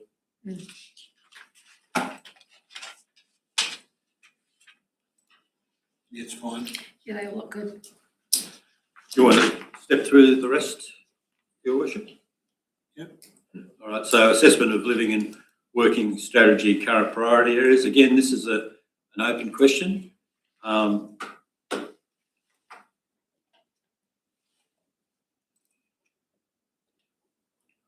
Yeah, but they're asking the right questions. Right. And barriers is just it's sort of another way of looking at it. I think we already know what a lot of those answers have been. Yep. There's also the question of roles and responsibilities is the next point, to clarify action that might arise from the living and working strategy going forward and getting stakeholder views, particularly at the back end, asking the ratepayers and residents what's their views of what Clutha should focus on in its investment advocacy leadership. But you might need to elaborate a bit more on that one too, because it's it's evolving, like with the simplifying local government amalgamation coming up. I think you need to be incorporating, even though we don't know what it looks like, as how it's going to, that's had a bearing on those questions.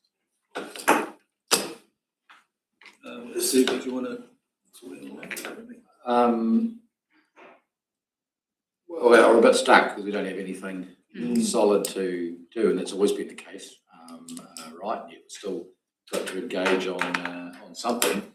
What we've had and what we've argued, whether it's this or other things, is that anything we do to strengthen the district or improve the district, thing like that, will always have a positive benefit if we amalgamate or anything anyway. So you can get hooked up in a whole lot of uncertainty and complexity if you put potential amalgamation, we don't know who to, in it.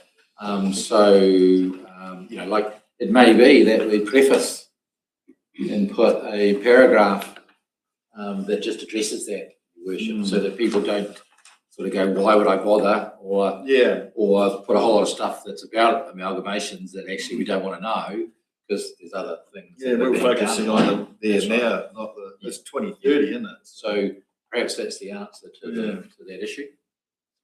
So we'd bring that into the introduction. Yes, yeah, in any form of communication we have and introducing it to a focus group or whatever, you've always going to have that introductory comments. Whether they choose to read them or not is another thing, but and understand them. Indeed. So through Your Worship, we might move on to the fifth element was partnerships and success measures. Again, to help frame how we measure our way going forward and whether we're achieving things. So that would be useful to know. And any thoughts on that? Okay. And a closing question, which is sort of providing an opportunity. You expect to see growth in population. Yep. Growth in housing, physical numbers, lift in local GDP. I suppose that's how you measure it. Yeah. So using highly likely outside data, infometrics and MSD, a lowering of your unemployment rate to regarding your district. It's probably how you measure all of that. Thank you. So, I might, there's the closing question, which wraps it up, and then is there any other comments? Your Worship. Any other comments or feedback for the team?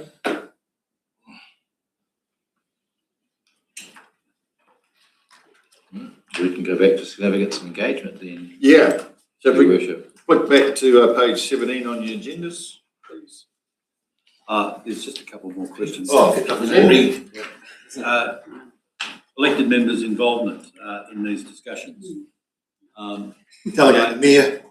The mayor? Yeah. what was that comment? All those in favour? Yeah. He said it that done. That was it? Yeah. We did that? We've done it. Okay. Just as we have the, so we've got these different groups identified and we're going to go out and talk to them, right? That's the pre-engagement discussion, or pre-consultation discussion. The question was, what should be the involvement of elected members? And Councillor Catherwood quickly Delegated. suggested that it should be delegated to the mayor. But Councillor Catherwood's not in a position to delegate. No, we all agree. I think Councillor Catherwood needs to get out of the captains more often, and it could be a very good position for him to fill. No, we have decided. We did. Mister. I mean, Oh, at least Brucey wants to go. I mean, Your Worship, is it? Well, I'll rephrase the question then. Would anyone else like to participate in this? Is it going to be sent? Are you asking these people? Are you inviting these people to come to Abruptly? No, we Or might are you go- going we to might go go. to each individual larger or group? Or, Well, we've already captured quite a few Yeah. through here, but there could be others that Well, need. there could be what- new potential. Yeah, could, and, It was quite a selective group that. no, it wasn't. It was open, and they're the only ones that replied. I don't think everybody around. It was our major employer. It was major employer. There was a second group. There was a of- second layer, and They didn't reply. They didn't reply Oh, much. okay. So. But I think what Peter's wanting to know about, if we do identify people, is there someone in the room that we to engage with?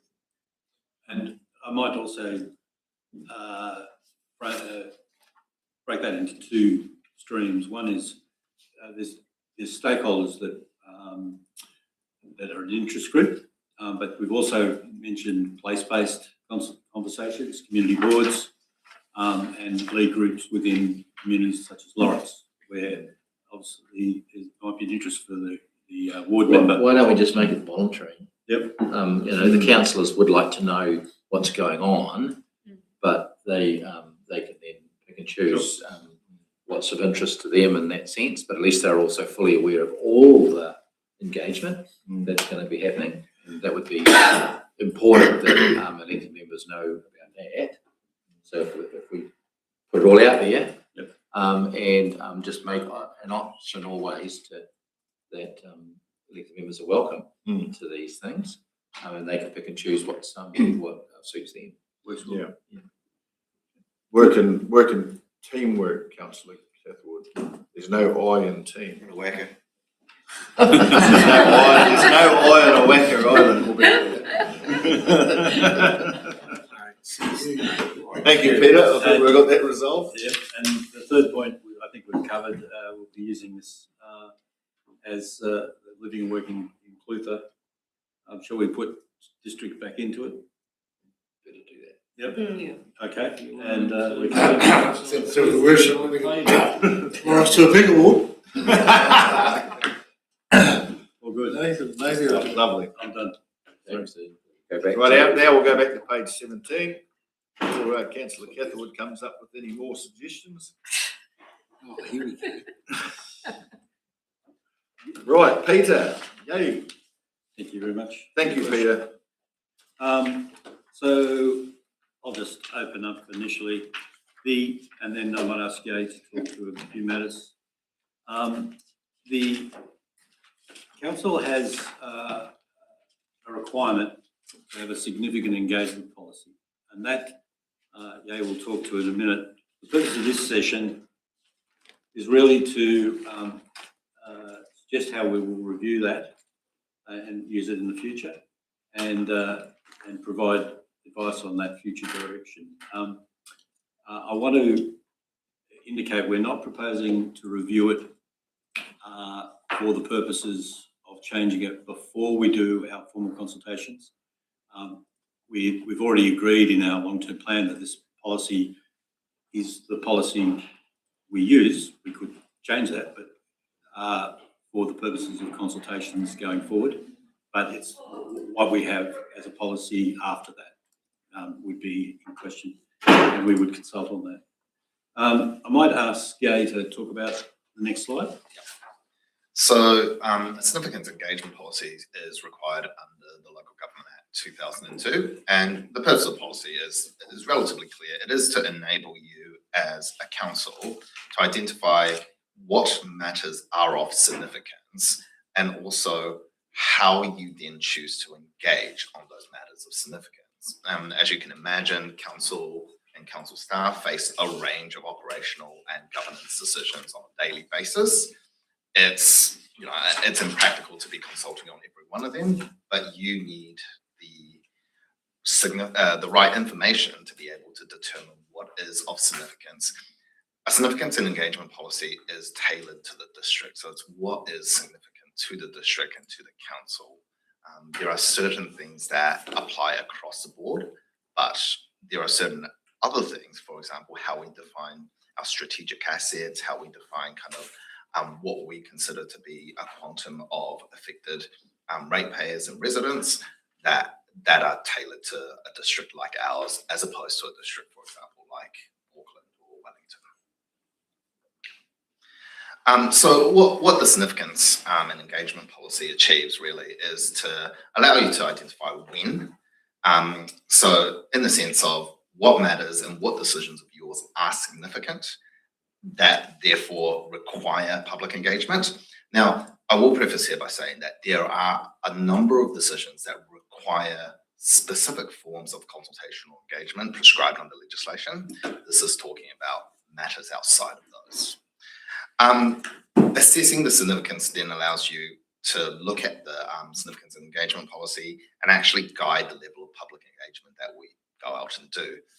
In our significance engagement policy, there are 5 different levels: inform, consult, involve, collaborate, and empower, and they are largely kind of aligned to how significant your decisions are. And then how is the significance engagement policy really allows staff as well to actually design how engagement looks, how publications and community, how do we publicize, and how do we design the engagement process, how long the engagement process goes for, how far and wide, how many, for example, as you discussed the last workshop, do you hold drop-in sessions, do you hold public meetings? All of that is really a consideration that's guided by the significance and engagement policy.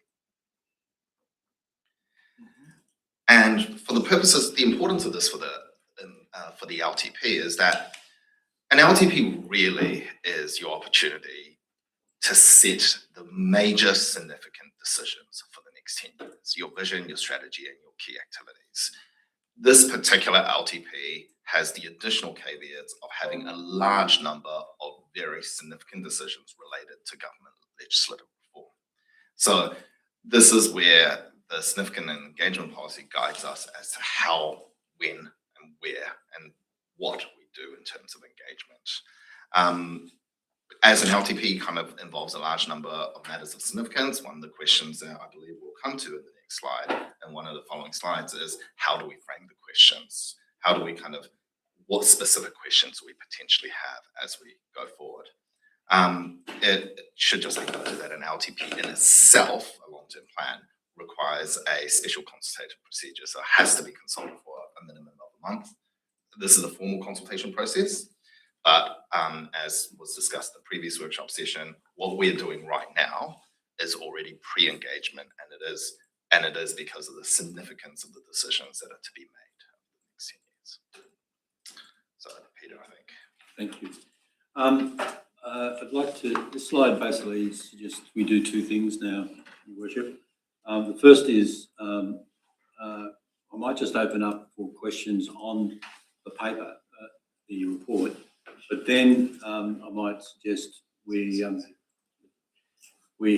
have a conversation about picking a few things and whether testing our understanding of whether they might be significant under the SB significant engagement policy. So the first part, Your Worship, I might ask, is there any questions or matters of discussion in relation to the policy that was in the agenda?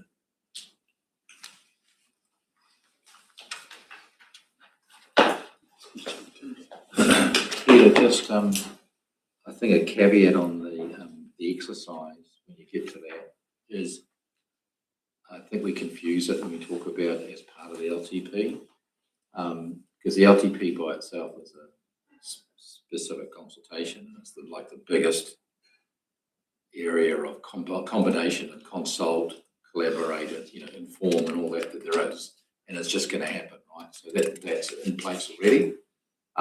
But the significant engagement policy isn't just about the LTP, which automatically would be at that level that's required. It's not actually a big issue to contemplate, right?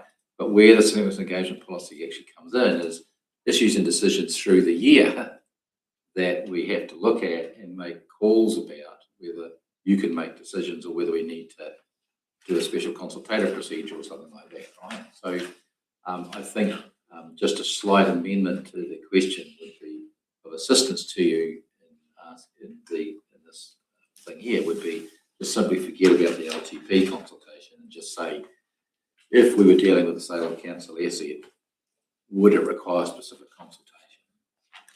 And just do it that way. It'd be easier to just look at the policy as aligned with that.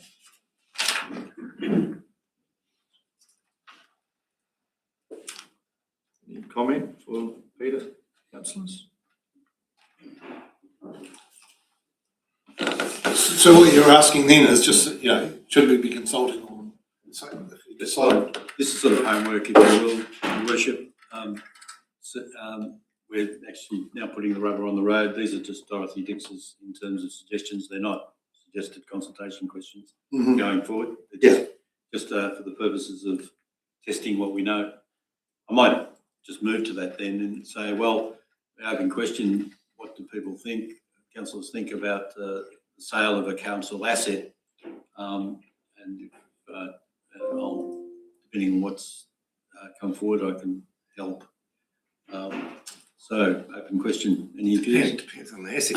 If you're selling an old table out of the back room, you obviously don't need to. But if we're selling, I don't know, what are we going to sell? Community hall. About Luther Paul. There's obviously so it's and it's not just on value either, is it? It's on how, well, for the sake of a better word, how significant it is to the community. Correct.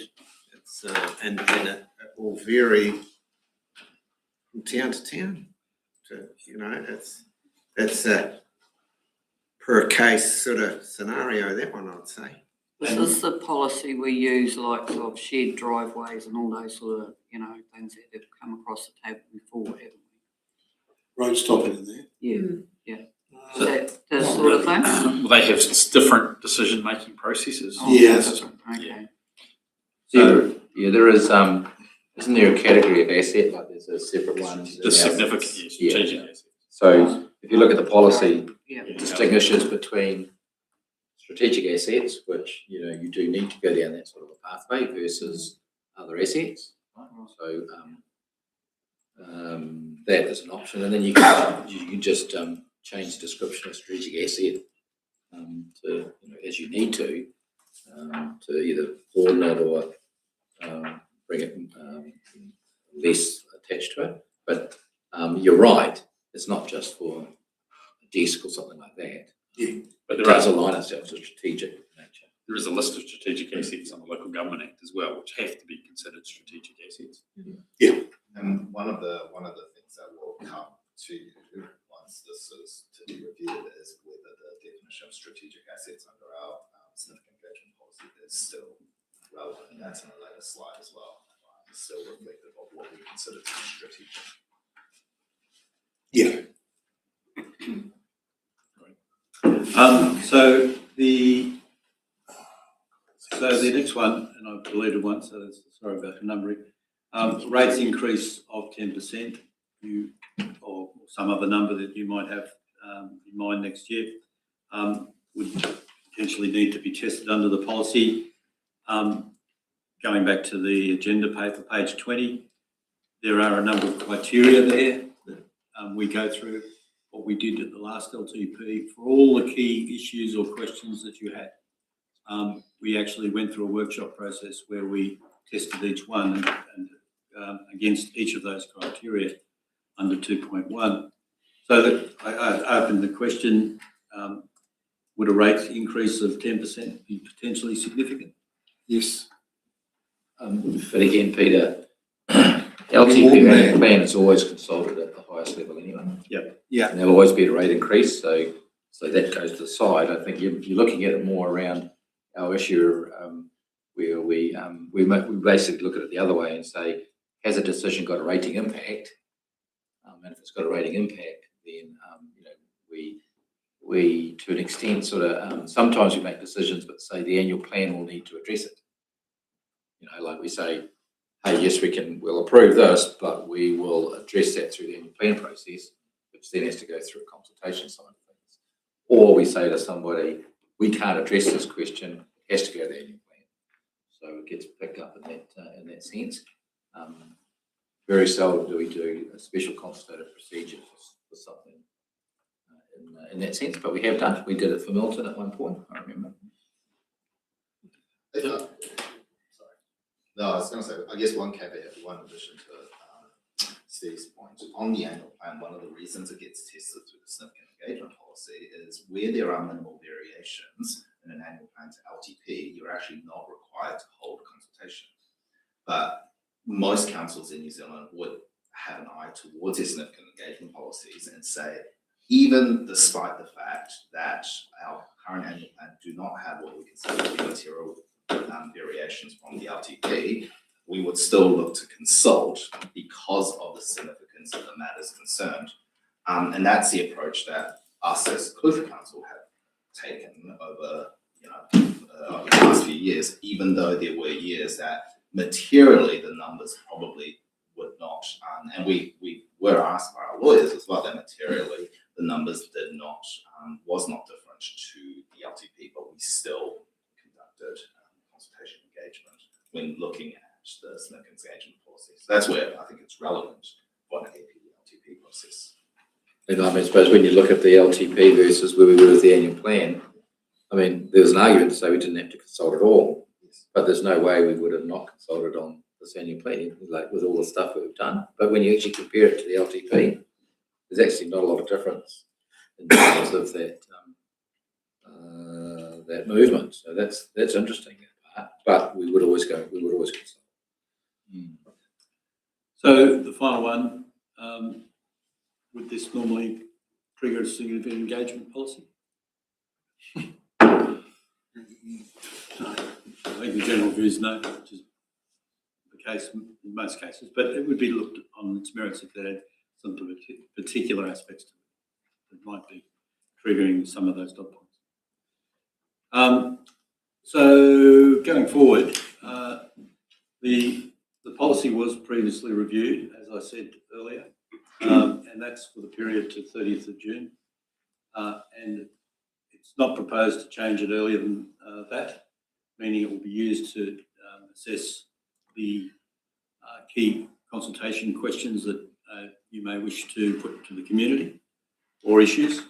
But there will be the opportunity to update it to take effect for the next LTP period from 1 July.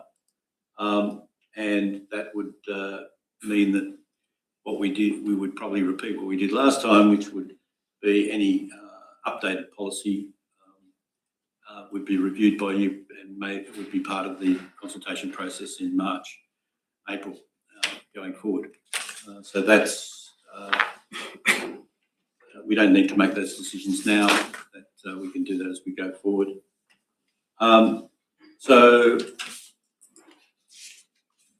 having said what I said, the question is, do we press on that basis of what I've just said?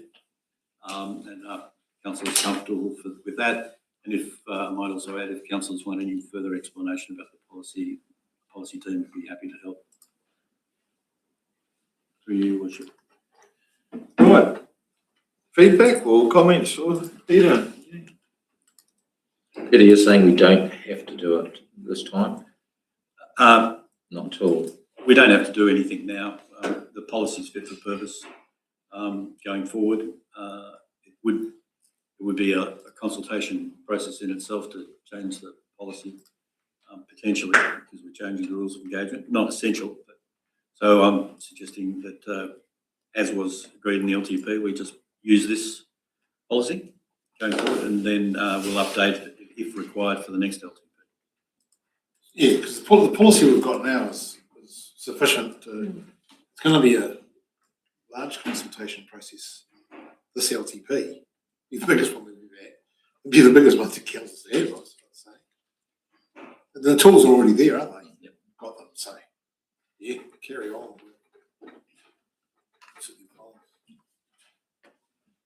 Okay. Nothing else for Peter? Oh, well, on conclusion, that's it.